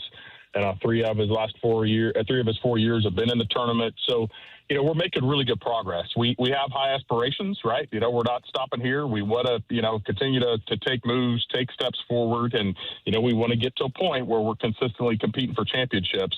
But he's really building something. And, I think we have an opportunity to prove it and take another step here Friday night. The recruiting has been highly successful. We're talking with Laird Veatch, Mizzou Athletic Director here on 101 ESPN. We'll tell you a little bit more about all that they have going on this weekend here in just a moment. Dennis Gates has a really high-level recruiting class coming in next year. And that requires money nowadays, right? Like you're not getting kids on campus for free with NIL, revenue sharing, everything the way that it's been implemented. I am curious, Laird. I know every day there's probably something that comes across your desk that's, hey, this is the newest, this is the latest, this is what we're doing that can be different. What kind of new revenue streams are you looking at to continue to put Mizzou toward the front end of the map when it comes to the NIL and revenue sharing era? Yeah, well, there's no question that is number one focus, right? For me and my job, our leadership team, we are talking and thinking all the time about, how do we strategically generate more revenues, but how do we invest those revenues? What does that look like? And, ultimately, right now, it comes down to business partnerships, right? I mean, so much of our world has relied on the kind of private donor, and that continues to be absolutely critical. But in terms of growth and where things are going, we have to continue to engage with, high-level corporations like those in St. Louis and have conversations about what's really going to move the needle for them, right? Because those are investments, right? They're not just going to, write a check because they want victories. Although those investments do help us win, which helps provide a better return to them when they do invest. So it is a win-win scenario when we do it right. But, we've had great conversation, really a lot of good receptivity for some of the corporate leaders in this community about what that can look like. But we're also, really intent on doing it the right way. We want to push it. We want to be aggressive. We want that support because it helps us win, but we also need to do it in a way that really helps those partners. And they're starting to see really more and more that, Mizzou basketball, Mizzou football are either are or becoming the premier sports, franchises in the state, right? In so many ways, we are on a platform. You look at viewership for an SEC and what happens, on that side, it is massive. And so we're putting the university, the state, our communities on a national stage, and the investments are starting to reflect that, right? The conversations are starting to reflect that. So it's a process, but it's also one that I'm excited about continuing, and we're really intent on building something that's sustainable and that works for all parties in a really, really good way. Laird, this is going to be a really stupid question, so forgive me in advance for doing so. However, there may be somebody in our audience that's listening to this right now that has a local business and they don't see it how you see it maybe. And so I am curious, what's your pitch? Like, what is I remember when Luther Burden first got to campus, just to use him as the example, he had the chips here locally that he was doing. Like, a lot of his stuff was legitimately forward-facing as basically a front man for companies. And I think that was the original idea behind NIL, is that kids would be able to do stuff like that. They'd be able to advertise for the local sub shop or whatever. With the way that things are trending now, I am curious, What is that return on investment that businesses are seeing when they maybe donate to, a Tiger fund, and then it ends up going to some of the players that you're able to get on campus? Where is that return on investment? How would you sell that? Yeah, so, well, I think you made a really good point. So what this was intended to be on the front end, NIL, was intended to be true kind of endorsement style marketing or sponsorship, right? And if you think about like what is effective right now in the marketing space, so much of it is influencer marketing, right? It's not just the traditional, sign or commercial spot, right? Careful, Laird. Careful, you're on radio right now.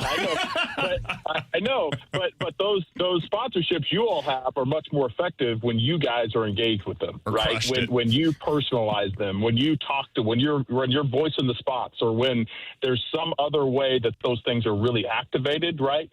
And because it's now about storytelling. It's not just about, you can't just throw a logo up there. You have to do it in a way that's going to resonate with people and it's going to be personalized, right? So that's what it was intended to be on the front end. And then this whole collectives thing came along. It sort of took over the NIL space because it was a faster, easier, more effective way for us to compete and get dollars in the hands of players so they'd come to our place and compete and win, right?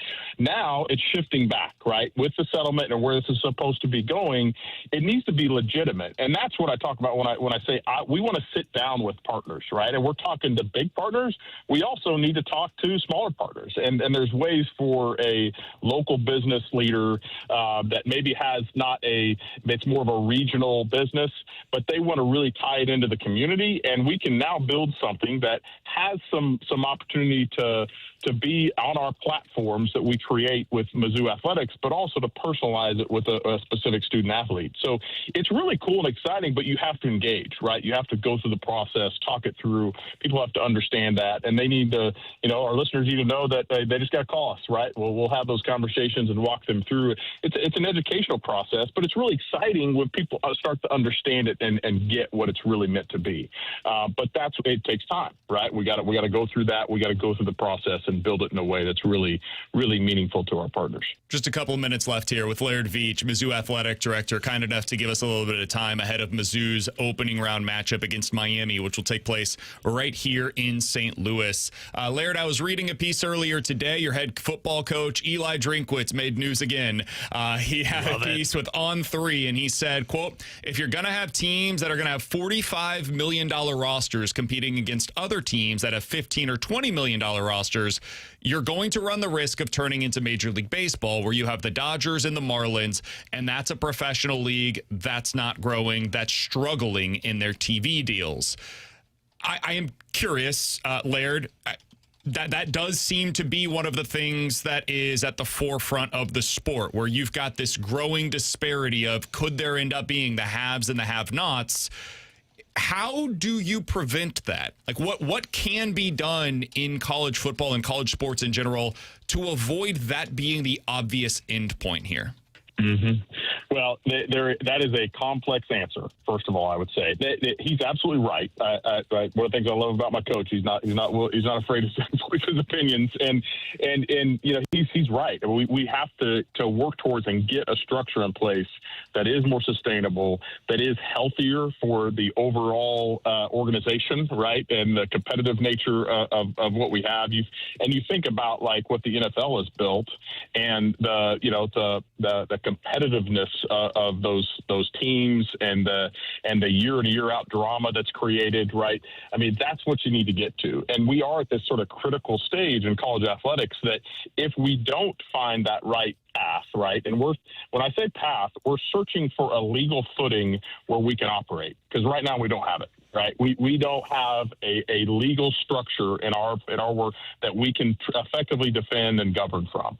So that's why we need Congress to help, or that's why we're going to have to start winning some lawsuits and really get this latest settlement structure to take. Why we need either the SCORE Act to go through to codify that and really provide some support and structure around it, or we're going to have to work towards something else at some point, right? We've got to find a footing that works, and that needs to happen in a way that then allows for more, stability and more strategy behind the scenes to create, that environment that we're looking for from a competitive standpoint. So it is really deep. It is really complex.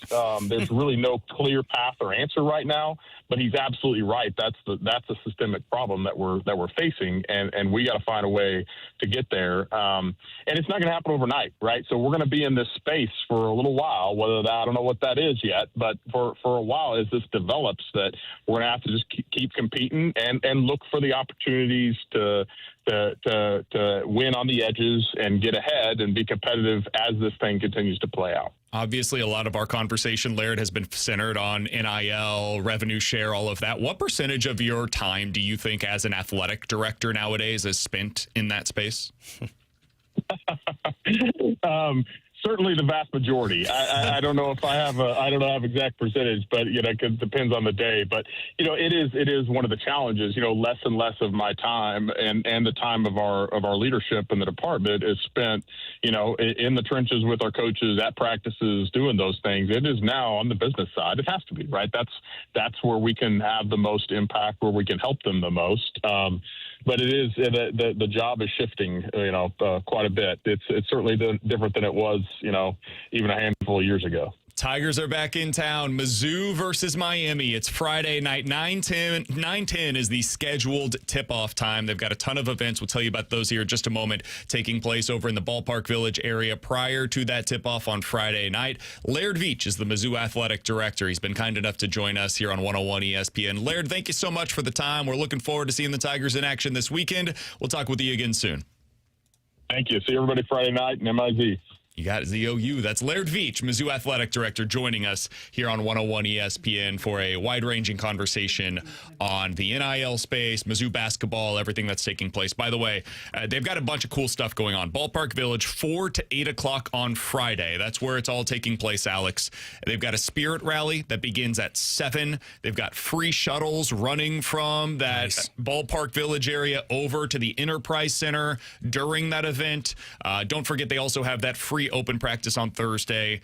They've got a happy hour Thursday at the Midwestern. They've got a pep rally over there as well. So, yeah, lots of stuff to do over the next couple of days. If you're a Mizzou basketball fan, either in the city right now, normally not here, you're coming out, hanging out, want to see all the Mizzou stuff, that's the place where you go. Or if you're somebody from the city that just wants to be around a bunch of friends and, your Mizzou family over the next 48 hours. I like to picture my T-Bone at Ballpark Village wearing his orange gear, getting food and beer thrown at him and his dad because they're, How do you mean my Miami gear? How do you approach that? Colors. Are you wearing just like neutral stuff? You'll just wear like a polo, or are you going to wear a Mizzou shirt? What's absolutely the plan? he's going to wear his Illinois stuff. I will probably be in neutral gear because I'll wear my Illinois gear tomorrow since Illinois plays tomorrow. Yeah, but you gotta represent the brand. I do have SLU gear. I could wear SLU gear to the game. Either way, I'll lend you a Mizzou T-shirt. It won't come back to you because I'll burn it. Oh, damn! I feel a little aggressive. Damn, man. You're like Curbs when it comes to the Blackhawks. I thought about buying a Miami jersey or a Miami sweater like I bought a Drake I've one got a last Mizzou year. jersey, a basketball jersey that you can wear. You absolutely have a Mizzou basketball jersey. If they are selling, you wear it when you go sleeveless too, don't you? all the time. Guns out, suns out. Honestly, you mentioned earlier today you're going down to Gulf Shores at some point this year. That's the kind of situation where I would maybe wear it, like on the beach. You're the guy I hate when I see at the beach. I had an Amari Stoudemire Phoenix Suns jersey growing up, and I wore it a couple of times, and then I realized when you go out, it's like, you're skinny, you got no arms, you kind of look like a loser, and so I stopped wearing it. If they, I don't know, because I've never been stuck with hockey, an NCAA tournament event, like a centralized hub for one.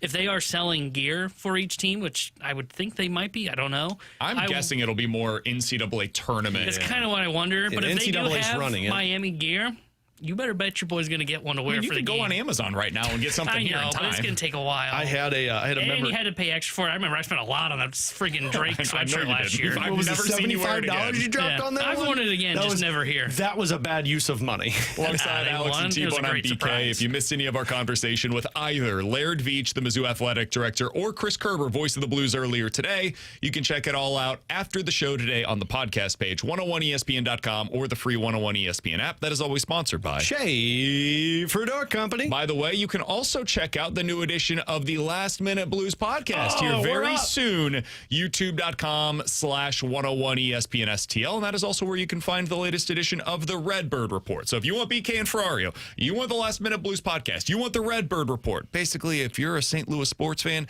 we've got it all for you. YouTube.com/101ESPN or the BK and Ferrario podcast feed. Please download and subscribe to the YouTube feed and the BK and Ferrario podcast feed. Coming up next, Junk Drawer here on 101 ESPN.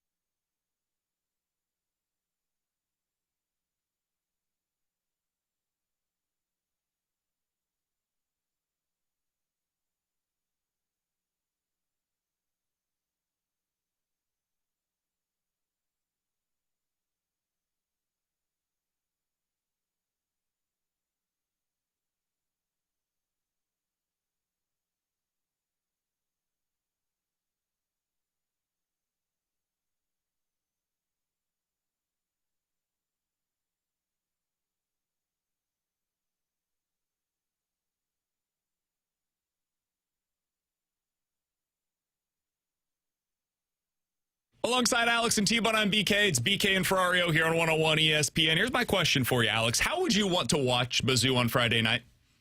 If you were a diehard Mizzou fan, it's a 9 o'clock tip-off. Are you trying to go to a bar? Are you just sitting at home on your own? Are you going to a buddy's place? What's your plan? I would like to. You know the answer to this. I feel like we've had a good time watching the games at bars together. You've had a good time. You've had a good time. That's lying. I don't like big groups. I like small groups. So if that's fair. 3 to 4 people, I'm fine being at a bar, like in my own little area. I would much rather have 3 or 4 buddies at my house in my basement on the couch with beer and appetizers. That's the ideal setting for me to watch anything. So that's where I would be at. Because you're right, I do have fun when we've been at Alton in the past to watch games. The time is what really changes things. It's a really, it says it's a 9-10 tip-off. T-Bone, I'll say this for you. Oh, it's not That's going to be 9-10. closer to 10. And this is Thursday? It's Friday night. Well, the good news is it's not right after the Blues play at 8:45 at night. Yeah, it's going to be a really late tip. I mean, that might go until like midnight. Yeah. And those games, somewhere around I then. typically don't watch those That's fine games with me. unless it's something that I really want to see. And this is one rare. that I really want to see. My buddy's going to be in town from Kansas City this weekend, and Kara yesterday said, hey, if you guys want to go out, feel free to do so. I was like, no way. I'm going to stay home. That's too late. Maybe we will. Are you sure? You really want me to do that? No, because Don't ask that question, then it'll change. And the best thing in the world is turning it off when it's over and then just going straight to bed. I am curious for the text line, 314-399-9646. That's the Air Comfort Service text line to get involved in the show, or YouTube chat, youtube.com/101ESPN-STL. What's your favorite spot to watch a game in St. Louis? I've got my spots for like a football Sunday here in town, but I wonder what the best spot is for It's my couch. game like this. That's my best spot. Cold beer in the fridge. It's best spot. I know for us, on Thursday, the best spot to be is Helen Fitzgerald's from 11 to 2 and 2 to 6. Hell and on yeah. Friday at Ray's Sports House out in Soulard, Best spots. from 11 to 2 and 2 to 6, because that's where Alex Ferrario, Tanner Hendrickson, and myself will be. We'll T-Bone on Thursday, not so Yeah, much I on won't be Friday. T-Bone will be at The Ballpark Fast Village Lane will on be Friday. there as well, and it's all presented to you by Bud Light. Enjoy some food, cold Bud Light, 101 ESPN giveaways, plenty of screens to watch all the games, plus details at 101ESPN.com. It's all refreshed by Bud Light, easy to drink, easy to enjoy. I'm ready now for a cooled Bud Light while watching I'd like some basketball. cactus Nothing lime that better. somebody owes. Truly nothing better. Oh, I do. Yeah, I'll get that too. I'll get Yeah. that tonight. You've told me that for the Super Bowl. No, You've you know told me what? that for the You gave us Olympics. that update like the Cardinals had for the last week on Urias. And now he's finally he's playing. gonna Siri, order- set reminder for today at 3 p.m. to get Alex and T-Bone their beer, please. I have wanted it for my Super Bowl. I have wanted it for the Olympic gold medal game. I wanted it for the WBC final. I just Don't like worry, I all got it of for you event- for the No, you're going to get it for me for NCAA tournament. opening day for the Cardinals, and I'm not even going to want to drink then. Okay. What's your I'd want request? What do you mean? What's my request? Cactus lime? You're darn And tootin'. I and owe they you more because I owe you interest and at this they point. better be glass bottles. Class. I don't like the. I don't like. Hell yeah, they do. I don't like the cans. I want glass bottles. I'm To not be sure fair, I can I don't know find if I've them, ever but I will I try. promise you, I you don't know can if I've find seen them. them in. It's the only kind I get. I know that you can find them. Okay, I'm not It's the sure only that way you I can. get them. Probably get at the gas station right down the road here. Maybe. Gas station probably not. More like Schnucks or Deerbergs. Okay. T-Bone? Shout out. Shout out. I'll go for like some Bud Light, or if you want to go like Zwickel, I'm a Just Zwickel Bud guy. Light. Okay. I'll go Zwickel. I'll Make give them you less. Make them It's less. spend, man. I know. Well, you wanted a 6-pack. I'll take 4. Oh no, he's more Hey, than man, a I'll six. get you, more- I'll get take you more guys flavor. both Bud Light and something else. How about that? That's I don't want fair Bud for Light. the Easy to interest rate. drink, easy to enjoy. Alongside Alex and T-Bone, I'm BK. It's I'm BK and gonna Ferrario enjoy. here on 101 ESPN. Coming up next, the NCAA Tournament Regional Breakdown. The West Region is next here on 101 ESPN.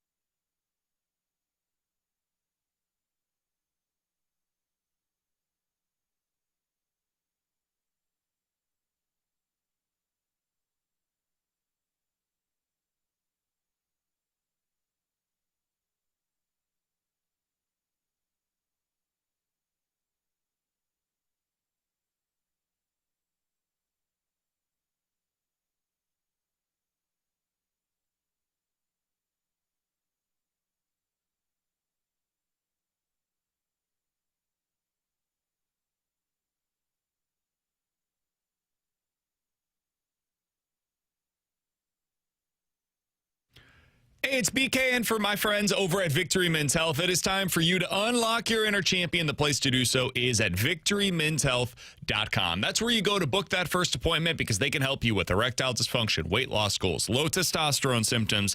Maybe it's vitamin infusions, their supplement shop, red light therapy, cardiovascular testing. For me, it was the supplement shop that helps me out. Alex and T-Bone know I come in every day. I've got my ready-to-go pack. They made it up for me. It is specifically designed for me. They can do the same thing for you. Go in there, find out where your micronutrient levels are, and they can help you supplement wherever you may be deficient. That's what it means for me. For you, maybe it's any of the other things that they have to offer. It's all available at their 4 great locations in the St. Louis area: O'Fallon, Missouri, O'Fallon, Illinois, Sunset Hills, and Town and Country. Read all about it today online at victorymenshealth.com. And when you do so, book that first appointment online. Super easy process. Name, email, phone number. Tell them BK with 101 ESPN sent you, and then tell them what it means for you to unlock your inner champion at Victory Men's Health and online at victorymenshealth.com.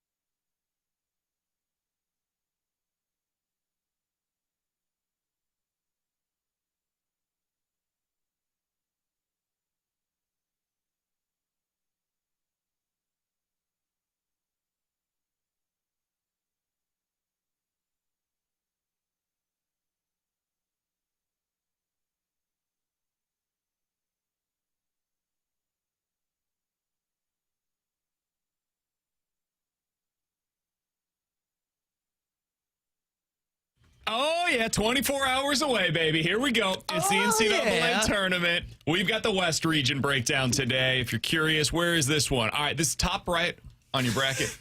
Top right, everybody. So we're going counterclockwise. We just did the top left, the bottom left, and now we're going top right. That's right. That's not counterclockwise, It's though. okay. Get this I see what tomorrow, you're will be saying. bottom right. This is Mizzou's region. The number 1 seed is Arizona. The number 2 seed is Purdue. 3 seed in this region is Gonzaga, and the 4 seed is Arkansas. Alex, the game in the first round that you are most intrigued to see in the West region is what? Villanova and Utah State. It's a fun one. Utah State is a team that I have gone back and forth with of like, how far do I let them go? They've got firepower on their team, so that's why I kind of like the idea of it. So this is the one for me. I feel like it's going to be an entertaining one from start to finish.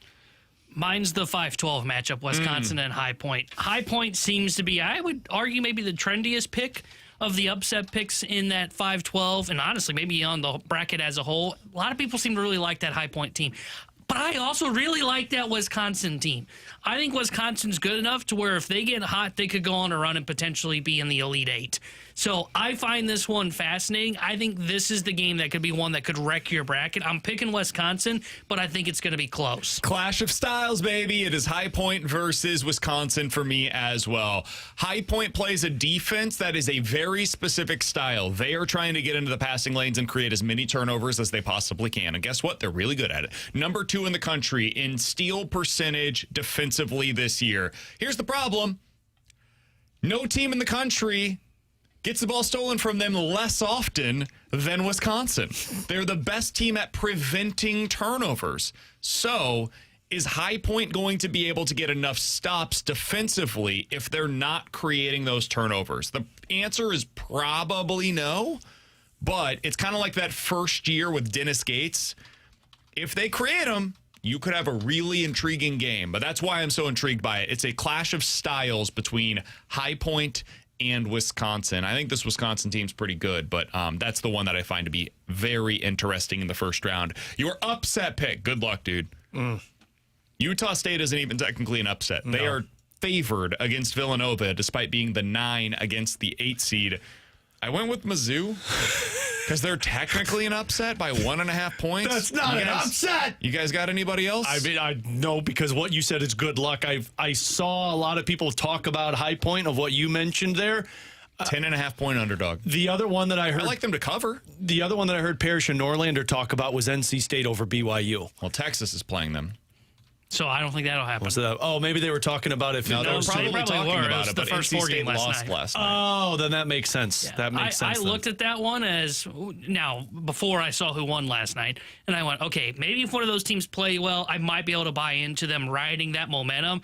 And then I watched that game last night. I went, all right, no, neither Texas nor NC State. Whoever won it, Texas won it. I went, you're not beating BYU. You're out. The way that they were talking about it was because they lost Richie Saunders, and that's such an impactful injury. But still, that was the part that I just didn't know. Anytime you talk about one of those last 4 in and you're talking about pulling off an upset the first round.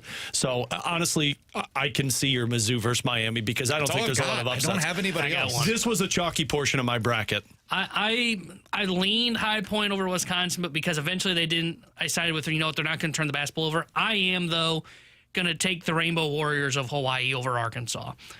They are very good defensively. So I think they're going to do a good enough job to slow down Arkansas and keep this game close. And then if they get hot, they've got some experience on the roster as well. They've got a big man as well, 7-footer that can help them protect the interior. I think they keep it close and put the pressure on Coach Cal, who, by the way, has been falling out of a lot of NCAA tournaments lately short. Went on a little bit of a run last year. I think he's going to get bounced in the first round again. So give me Hawaii in this contest. 300th in the country and 3-point percentage is Hawaii. Typically in these scenarios, you need to get hot from 3 to be able to do so, and I don't see that happening for Hawaii. I think they're locking it down defensively. That it takes to be able to win. My goodness. Or to go with that game. My sleeper pick is Arkansas, actually. That's mine. I know that they're probably going to be a very trendy pick when it comes to a sleeper. I just don't see who else you would potentially go with here as a non 1, 2, or 3 seed. Arkansas versus Wisconsin, I think, is probably the game that you're going to choose your sleeper coming out of this region. But I want Arkansas. Arkansas was a sleeper, and then you mentioned it with Utah. I've seen a lot of people that have Utah going all the way up to match up against Arizona, and Arizona winning that one. Yeah, Utah State, sorry. So those were the 2 for me, but I have Arkansas at least getting to the matchup with Arizona in the Elite Eight, and then after that, done. And the reason that I like Arkansas is because they have one of the best players in the country, and he's a guard. Yeah. And guards win in The reason I don't like Arkansas is because they have Coach Cal. That's fair. Who chokes in the first couple of rounds. T-Bone? I kind of find the 5-6 as potential sleepers here, Wisconsin and BYU. BYU's got arguably one of the better players that could be a top pick in the NBA draft. If he gets hot, they might be able to surprise some people. The problem, though, they're so leaky defensively that it makes me worried. And the injury that Alex referenced is a really big deal. They're not the same team they were early in the season. But they're one for me that if it wouldn't shock me if they went on a bit of a run because they've got him. And then Wisconsin, you mentioned guards win in March. Wisconsin's got 2 really good guards, and they don't turn the basketball over. That's a formula for success. And when they've played well this season, I mean, I saw it personally, but they've beaten Illinois, they've beaten, I believe, Purdue, and they've beaten Michigan as well. So they have played against some of the best teams and beat them this year across the country. If their guards don't turn the basketball over, they've got a chance to surprise and go on a run. All right, last thing here before we get to our team that's coming out of the region. Who's the team that you are most confused by, Alex? Because I've got one that immediately comes to mind. I'm curious if yours is the same. Mine's Purdue. And it's just because I've heard how people have talked about them on one side of it, thinking like, oh, yeah, they could probably go all the way to match up with Arizona in the Elite Eight. And then I've heard the other side of it that's like, oh, no, they're probably going to get bounced in the second or third round. So that's the one for me that I'm probably most confused by. Honestly, a lot like what UConn was when we talked about it, to where I hear both sides of the coin with it. Mine's Purdue as well. They've lost 8 games, and they're a 2 seed. And I look at them and go, man, when they play well, they can win the Big Ten tournament, as we saw. But that was the first time they really did that for a sustained stretch down the stretch. They really struggled about midway through Big Ten play this year, where I think they lost 3 games in a row, including to a team that didn't even make the tournament in Indiana.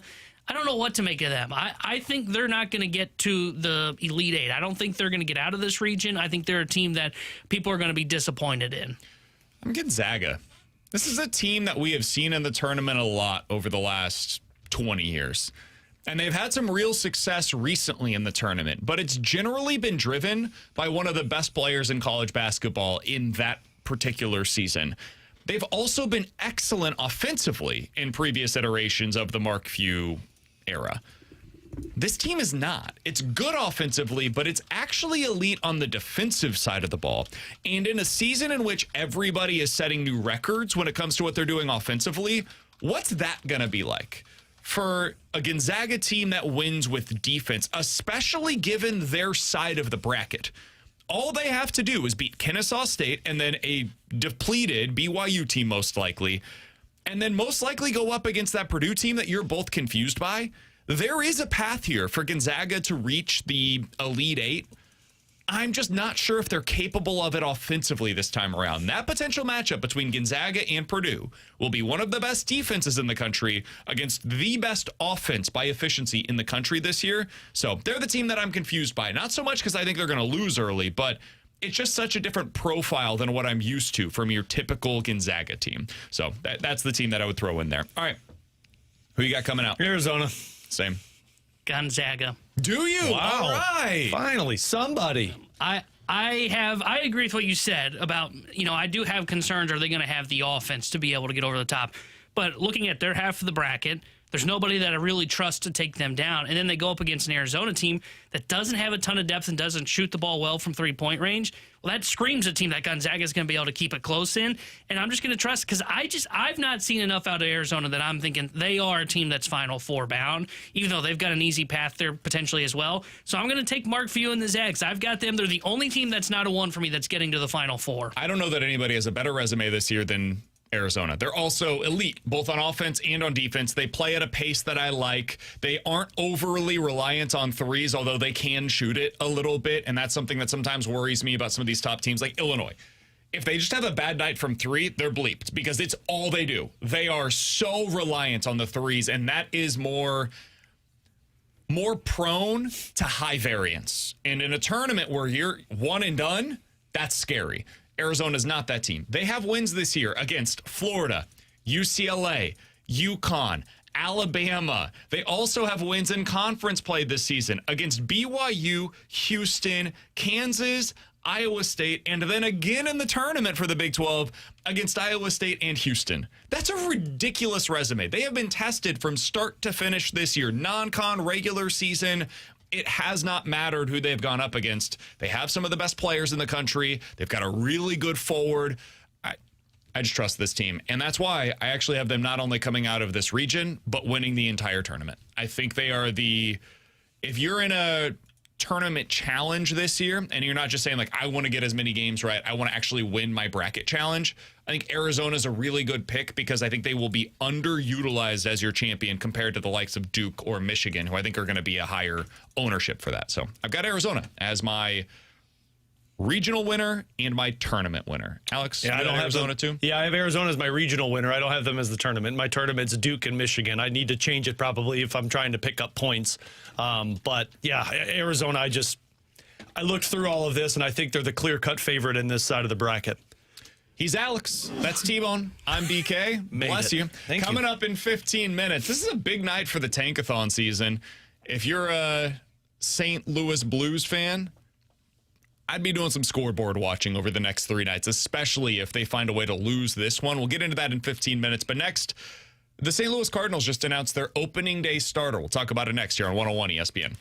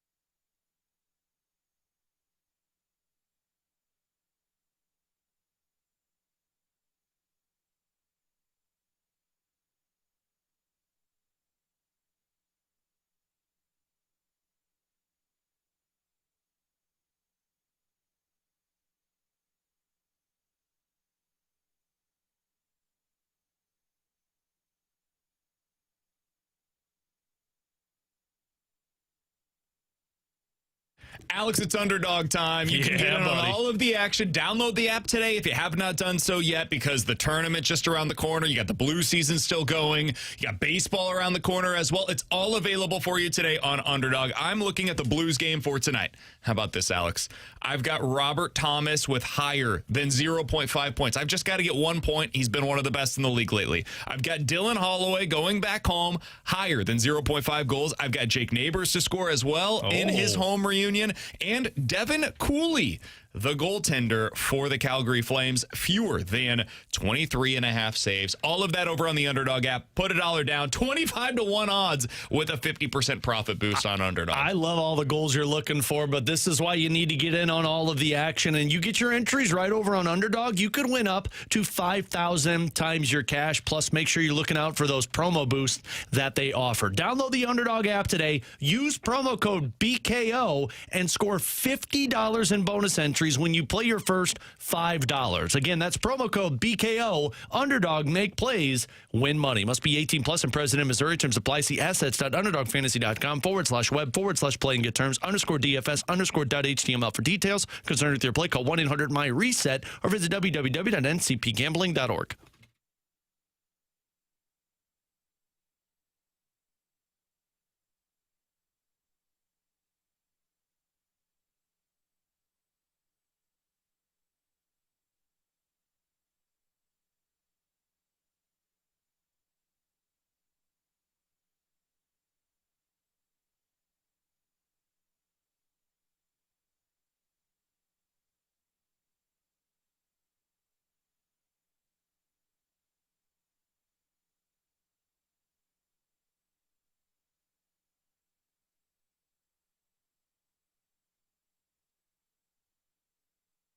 The Cardinals have announced it. Matthew Liberatore is getting the ball on opening day here in St. Louis. He will be your opening day starter. This comes a little bit after this morning. The Cardinals announced that Richard Fitz is expected to start the season in AAA. So your rotation basically set at this point in time, Alex. Opening day, it'll be Matthew Liberatore. After that, we don't know the exact order, but Dustin May, Andre Pallante, Michael McGreevy, Kyle Leahy, fully expected at this point in time to be your 5 starters. Your reaction to Matthew Liberatore being announced as the opening day starter is what? Makes sense. When they signed Dustin May, I assumed Dustin May would be that opening day starter just because he had the prowess as a longer-term Major League Baseball pitcher. And if you get back to that expectations that you'd have on him, it would make a lot of sense. But this one, I think, makes more sense, mostly because this is the direction the Cardinals are headed in. Younger pitchers in their pipeline that they're giving more opportunities to. And you look at Matthew Liberatore and you said, hey, man, we believe you're a starter in Major League Baseball for 162 games. You are now the front of this rotation, the face of this rotation with all of these younger guys behind you. To me, it makes a lot of sense and adds that little incentive to Matthew Liberatore to go out and perform this season. Yeah, I originally thought when they signed May, I had the same thought as you. He's the guy that's there for opening day, especially when they kind of made the point to point out, hey, he's a guy that started opening day before in 2020 with the Dodgers. But you know what? I'm cool with it. You want to turn to the lefty Matthew Liberatore. We'll see if he's able to maintain his velocity, both in his start on opening day and then as he continues to go through the season, because that's going to be the biggest thing for him, monitoring him throughout the season, is will he lose gas on that fastball like he did last year when he got to about July? I would say it's threefold, really. One, this is why you don't judge trades immediately. Because it could still... They won the trade now? No, Totally but won the trade. It doesn't have to be a disaster, right? Like, they lost it. They shouldn't have made it in the time. I thought that they had an issue with outfield production then. Clearly, they had an outfield production issue since then. Randy Arozarena could have helped them. So fine. But we have Jordan Walker. Immediately upon the trade, it looked like it was a complete and total failure, where they gave up the guy that was like a playoff MVP, and then in return, they get this guy that's an absolute afterthought. And that was at best. At worst, like just a complete and total failure. So that's why you don't judge it too quickly. 2, this is the guy, I think the reason that you make him the opening day starter, I'm not sure if he's going to be better this year than Dustin May. I'd probably pick Dustin May to have better numbers this season than Matthew Liberatore, but he's the formula. You look at what they're trying to do this year with a guy like Kyle Leahy. Well, look at the success that you're seeing right now from Matthew Liberatore. He was rewarded for everything that he put into this thing, where he transitions from the bullpen to the rotation, and it worked. And this year, he's rewarded for all of his work. It paid off with the opening day start. You could say the same thing for like a Gordon Graceffo. I don't think he's going to eventually be a starter again. I think this is it. I think he's a bullpen arm for the Cardinals, but maybe he could eventually transition back to the rotation. Or maybe it's Richard Fitz down the line, or Hunter Dobbins, or whoever the next guy is. Maybe Bryson Mott, whoever. They start out in the bullpen, and they can still make their way back to the rotation. I think having Matthew Liberatore in this role, it speaks to that. It shows you, hey, this is what it can look like for you as well if you're one of those pitchers. And then the last thing, and this is less rosy. I'm impressed you came up with 3. I know. You're like twofold, threefold. Calm down over there. I'm not sure about 2, but I'm impressed still. This is why you're in a rebuild. Oh, see, this is more of what I was thinking. This is the dark I was clouds thinking we the wanted. Liberatore starting on opening day is more telling of your failures than Correct. anything else. This is the rainy day, cloudy day BK that I was love. willing to be Listen, that guy. I took my medicine this morning. My first 2 were positive. The last one, though, is it's the reality checkpoint. The fact that Matthew Liberatore, who last year had, a 4 ERA, 4.2 ERA, 4.8 FIP, the fact that that guy is starting for you on opening day after being mostly pretty bad for you in the second half of the season last year speaks to the failures that you've had developing starting pitching. The fact that he is one of the biggest success stories that you have in developing a starter in the last 5 years. In fact, do you guys have anybody else that you would throw into the mix as being a better success story for the Cardinals in developing a starter than Matthew Liberatore in the last 5 years? Is there anybody that comes to mind for you? Because Jack Flaherty was before that stretch. I mean, the scary part is like 2 of the guys that are in this rotation or maybe 3 would be ones that you could nominate, McGreevy and Pallante. I mean, Pallante is another one that I think you have to throw up there. The fact that he's probably the biggest success story, and in a contending rotation, he's probably a 3 or a 4. that speaks to where you're at right now and why we've arrived in this place. Because Liberatore is not a bad starter. He's perfectly fine. He could start in most rotations across Major League Baseball. But the fact that you've got him starting on opening day and other teams would have him third or fourth in their pecking order, that's why you are where you are right now. Yeah, I think that's fair, and I think that's a great analysis of it because thanks, man. It's where you're at. You're bad, and you're going to be bad until you get more and more developments. The hope is that by next season, we're talking Liam Doyle, Quinn Matthews, somebody else in your system that looks like the clear-cut number one. Yeah, I 100% agree with that. And then, like, I hate to say this, it'll add to the raindrops that are falling, but raindrops fall. You know, all the talk coming from camp is, wow. I mean, we played the cut to open the show today of Ollie saying these guys have stuff.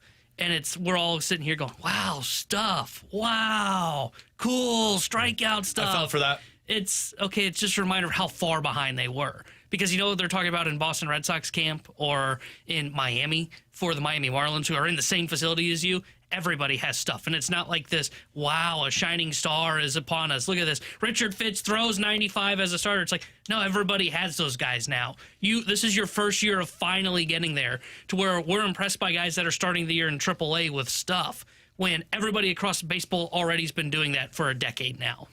Look at that Red Sox rotation, man. Garrett Crochet 1.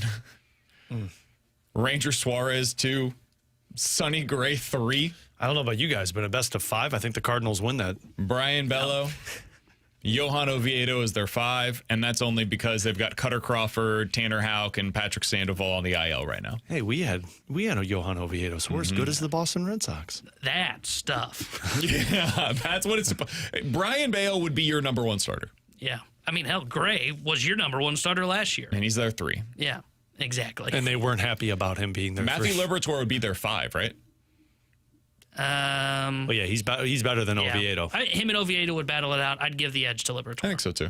Yeah, Oviedo has become a hard throwing like Palante with strikeout stuff because he walks the world still, strikes out guys. So not a Palante though, because he doesn't have strikeout stuff. Honestly, from the right side, he's become what Liberatore is. Yeah. Like he was a really good. The reason he didn't pan out here was talk about another prospect that was rushed. Under so you don't think it's smart to rush these guys season up? Well, no, his was like truly a rush because like he was like he was an A-ball, wasn't he, or was he double A?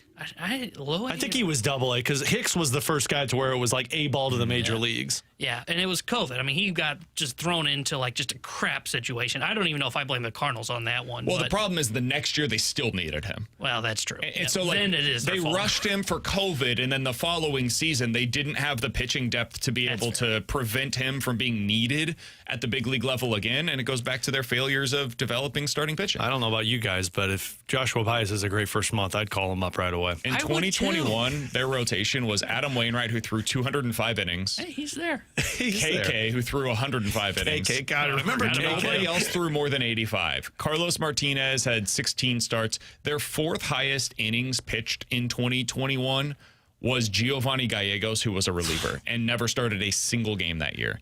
And then Jack with 78. John Gant started 14 games that year. Jake Woodford started 8. John Lester came in and stabilized things. You had Johan Oviedo. Eventually, Jay Happ came in. KK. Part of the Wade LeBlanc. deal. Wade LeBlanc. He started, I think, 5 games. KK, Michael Lips had 9 starts that year. Did you call him Michael Lips? Yeah. Ponce. Oh, I remember when Ponce was trying like, this is a starter for us. KK, the man that showed up to the ballpark and found out he was a bullpen arm without Mike Schilt telling him. I forgot about that. What a guy. Also goes to show you how much Mike Schilt used his bullpen. That was also Gallegos was 4th in innings pitched. That was also when we started to find out. Got hurt. That was also when we started to find out that the Cardinals had communication problems between, people in the front office and the management up until the players. Coming up next, it's a big game for the Blues tonight. Maybe not in terms of the playoffs, but certainly for other reasons nonetheless. We'll get into it next year on 101 ESPN.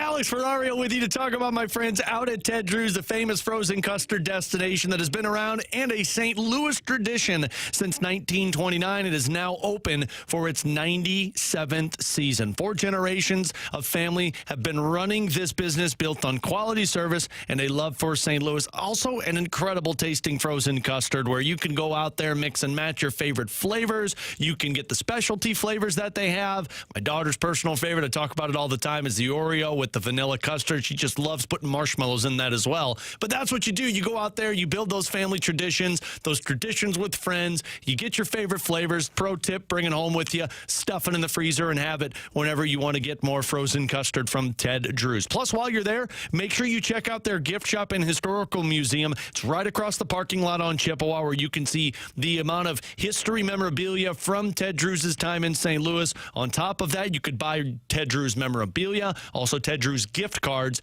if you're looking for those as easy gifts for someone. Plus, if you're looking for a job this season, you can also check that out at Ted Drew's. They're hiring. Go to teddrews.com for more information. Ted Drew's off of Chippewa. Real custard, real tradition. Ted Drew's, it's St. Louis.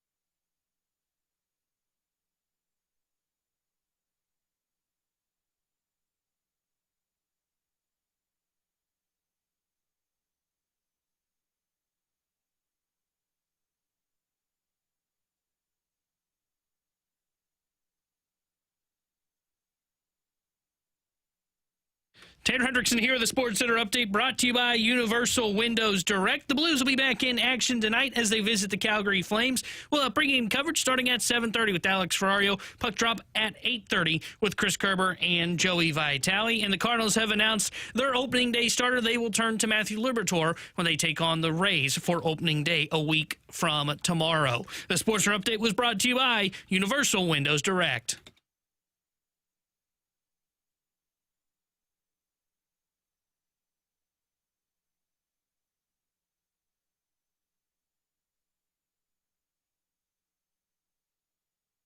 It's just not going well for our guy, Jordan Walker, man.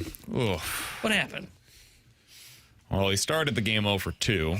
Okay. Well, probably made hard contact, though, right? Pop fly to left field. The wind just took it back in. Couple strikeouts. Oh, looking or swinging? Swinging. Swing. You know what happens when Baez swings? The ball goes far. Was that a first pitch? It was. The check swing double play.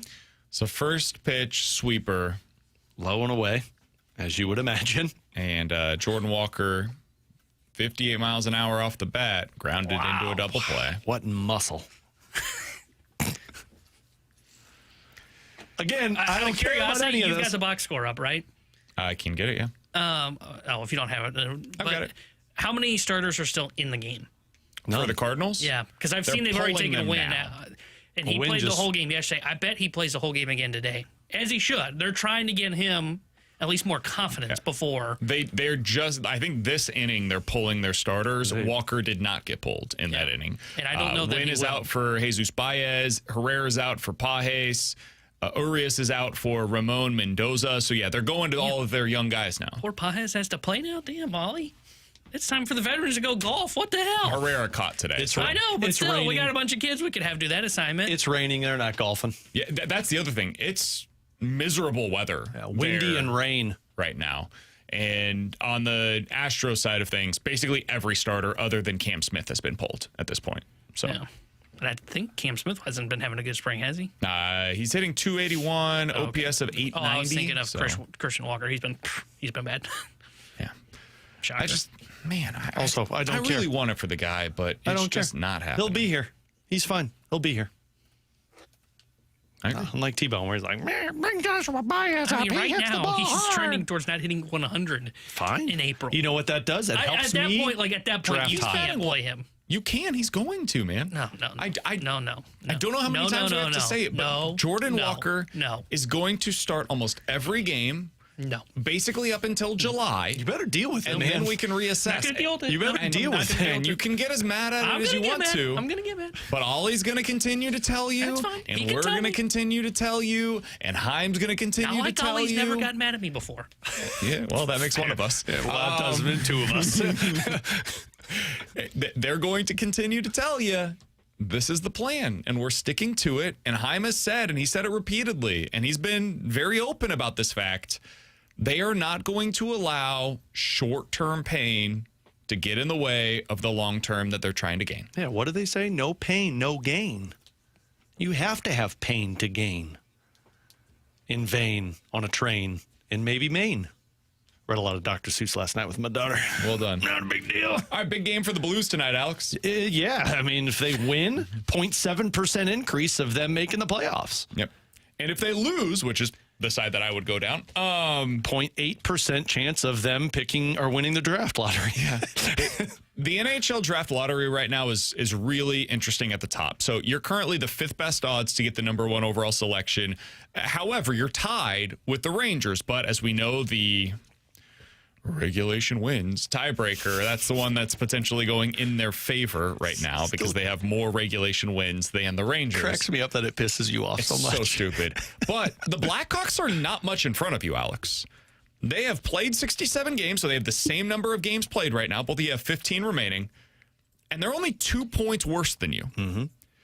They will play 2 more times before the Blues are back in action on Saturday night.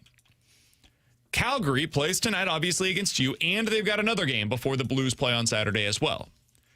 So if the Blues lose tonight to Calgary, and Calgary wins their other game, and Chicago wins their next couple of games, you will be 1 point back of the Calgary Flames for the second best odds for the number 1 overall pick. All you need, couple of wins by Chicago, couple of wins by the Calgary Flames, and you're right there nipping at the heels of the Calgary Flames. And also all you need is, you to lose in these games. And I mean, look, that's the hardest part for me. Is it? Joel Hofer starting tonight. Ah, damn. Yeah, we're going to win tonight. I mean, look, this is why after they won against Carolina, I washed my hands of it. I submitted. I said, I'm done with it. And we talked about this on the podcast today, which you could check out on YouTube. I'm done with them. I'm done with getting upset when they don't lose to get a better pick, because you're not as bad as Vancouver and Calgary. Now, I think Chicago is worse than you. They've been playing a little bit better as of late. I think when it all said and done, Chicago is going to be below you in the standings because they just, in my opinion, don't have the same goaltending that Joel Hofer has been able to do. And I think your best players perform better than what Chicago's best players do. So that's why I look at it and I say it's going to be you floating around 4 or 5 in terms of you and the Rangers. The Jets have started to win. The Predators are winning. The Sharks are winning. The Kings are winning. The Kraken are winning. And now I think you do have to worry a little bit about Florida, who has gone into a little bit of a down spiral. Toronto, who, of course, is without Austin Matthews and the Devils. You're not going to fall lower/higher than the 8th worst team in the National Hockey League. And so I think you be comfortable with the fact you're going to draft somewhere between 3 and 8 and then hope that the lottery helps you and then just enjoy the ride the rest of the way. I don't know, man. I think 3 is still in play. I think 2 is still in play. I don't think 2 is in play. 1 is not. I think you are going to see this game tonight. Don't even look at the number 1 team. Vancouver is doing a great job. Man, they suck. You're going to say that same thing about Calgary after this game tonight. I hear you. They're not that much in front of you, though. As bad as we think Calgary is, the Blues, by virtue of being amazing in their last 10 games, that's the only reason they're not right there next to Calgary. And really, that's just having an unbelievable 10-game stretch of your top line performing and your number 1 goalie being great. And I'll give Bitter credit. He's been really good in the last few games as well. He had one rough game. But I don't know how likely that is to continue. I would say it's pretty damn unlikely for all of those things to continue the rest of the way. So I would also say it's pretty easily lose tonight. I would say it's also absolutely lose this pretty game. damn unlikely that Calgary plays 3 points better than you the rest of the way. I don't know. I think Calgary is probably going to play the same pace as you, if not worse than you. Maybe. And that's just, I mean, again, I hope you're right. I hope at the end of this season when the dust settles, Calgary and Chicago go on a tear and you fall out of it because that's better for you. But I've just kind of come to the point now where it's like, man, I just don't think your entire roster is worse than what the entire roster is for those 3 teams below you. I don't think the roster is worse. Like, if you were doing a talent ranking disparity between the two, I think the Blues are the better team. That hasn't mattered for the Blues all year long. You're right. They've been the better team in a lot of these games. If I'm just looking purely at talent, but the secondary scoring has not been helping their case. Been awful. Yeah. So they've got a lot of road games coming up. They're 12-18-3 on the road this year. They've been abysmal on the road. Remember when they were like 7-18-3 on the road right before the Olympic break? Yeah, because then they lose like 10 in a row. Yeah. Fun time to be alive. It's still in play, man. It's absolutely in play. I think I've just come to terms with the fact that right now the lottery is what's going to help you get a great pick. It's not going to be where you fall in the standings at the end of the season. I don't appreciate you losing faith. Dude, I can't do it to myself anymore. I got like 15 more games, and there's like 6 of them that are 9 o'clock puck drops. 3 and 12, I believe. The frustration that was building when they were winning coming out of the Olympic break, I'm like, don't do this to yourself the rest of the way. He's Alex. That's T-Bone. I'm BK. It's BK and Ferrario here on 101 ESPN. We'll get to the rewind next here on BK and Ferrario.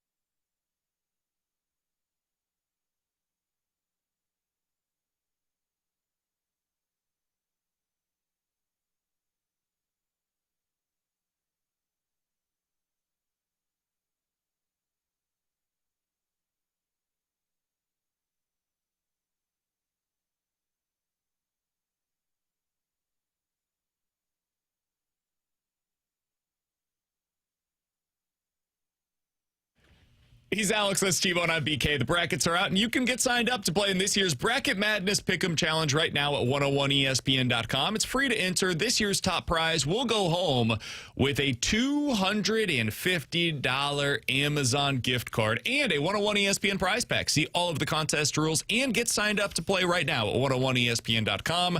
The Bracket Madness is refreshed by Bud Light, easy to drink, easy to enjoy. Alex, to finish out the show today, we will go back to where we began.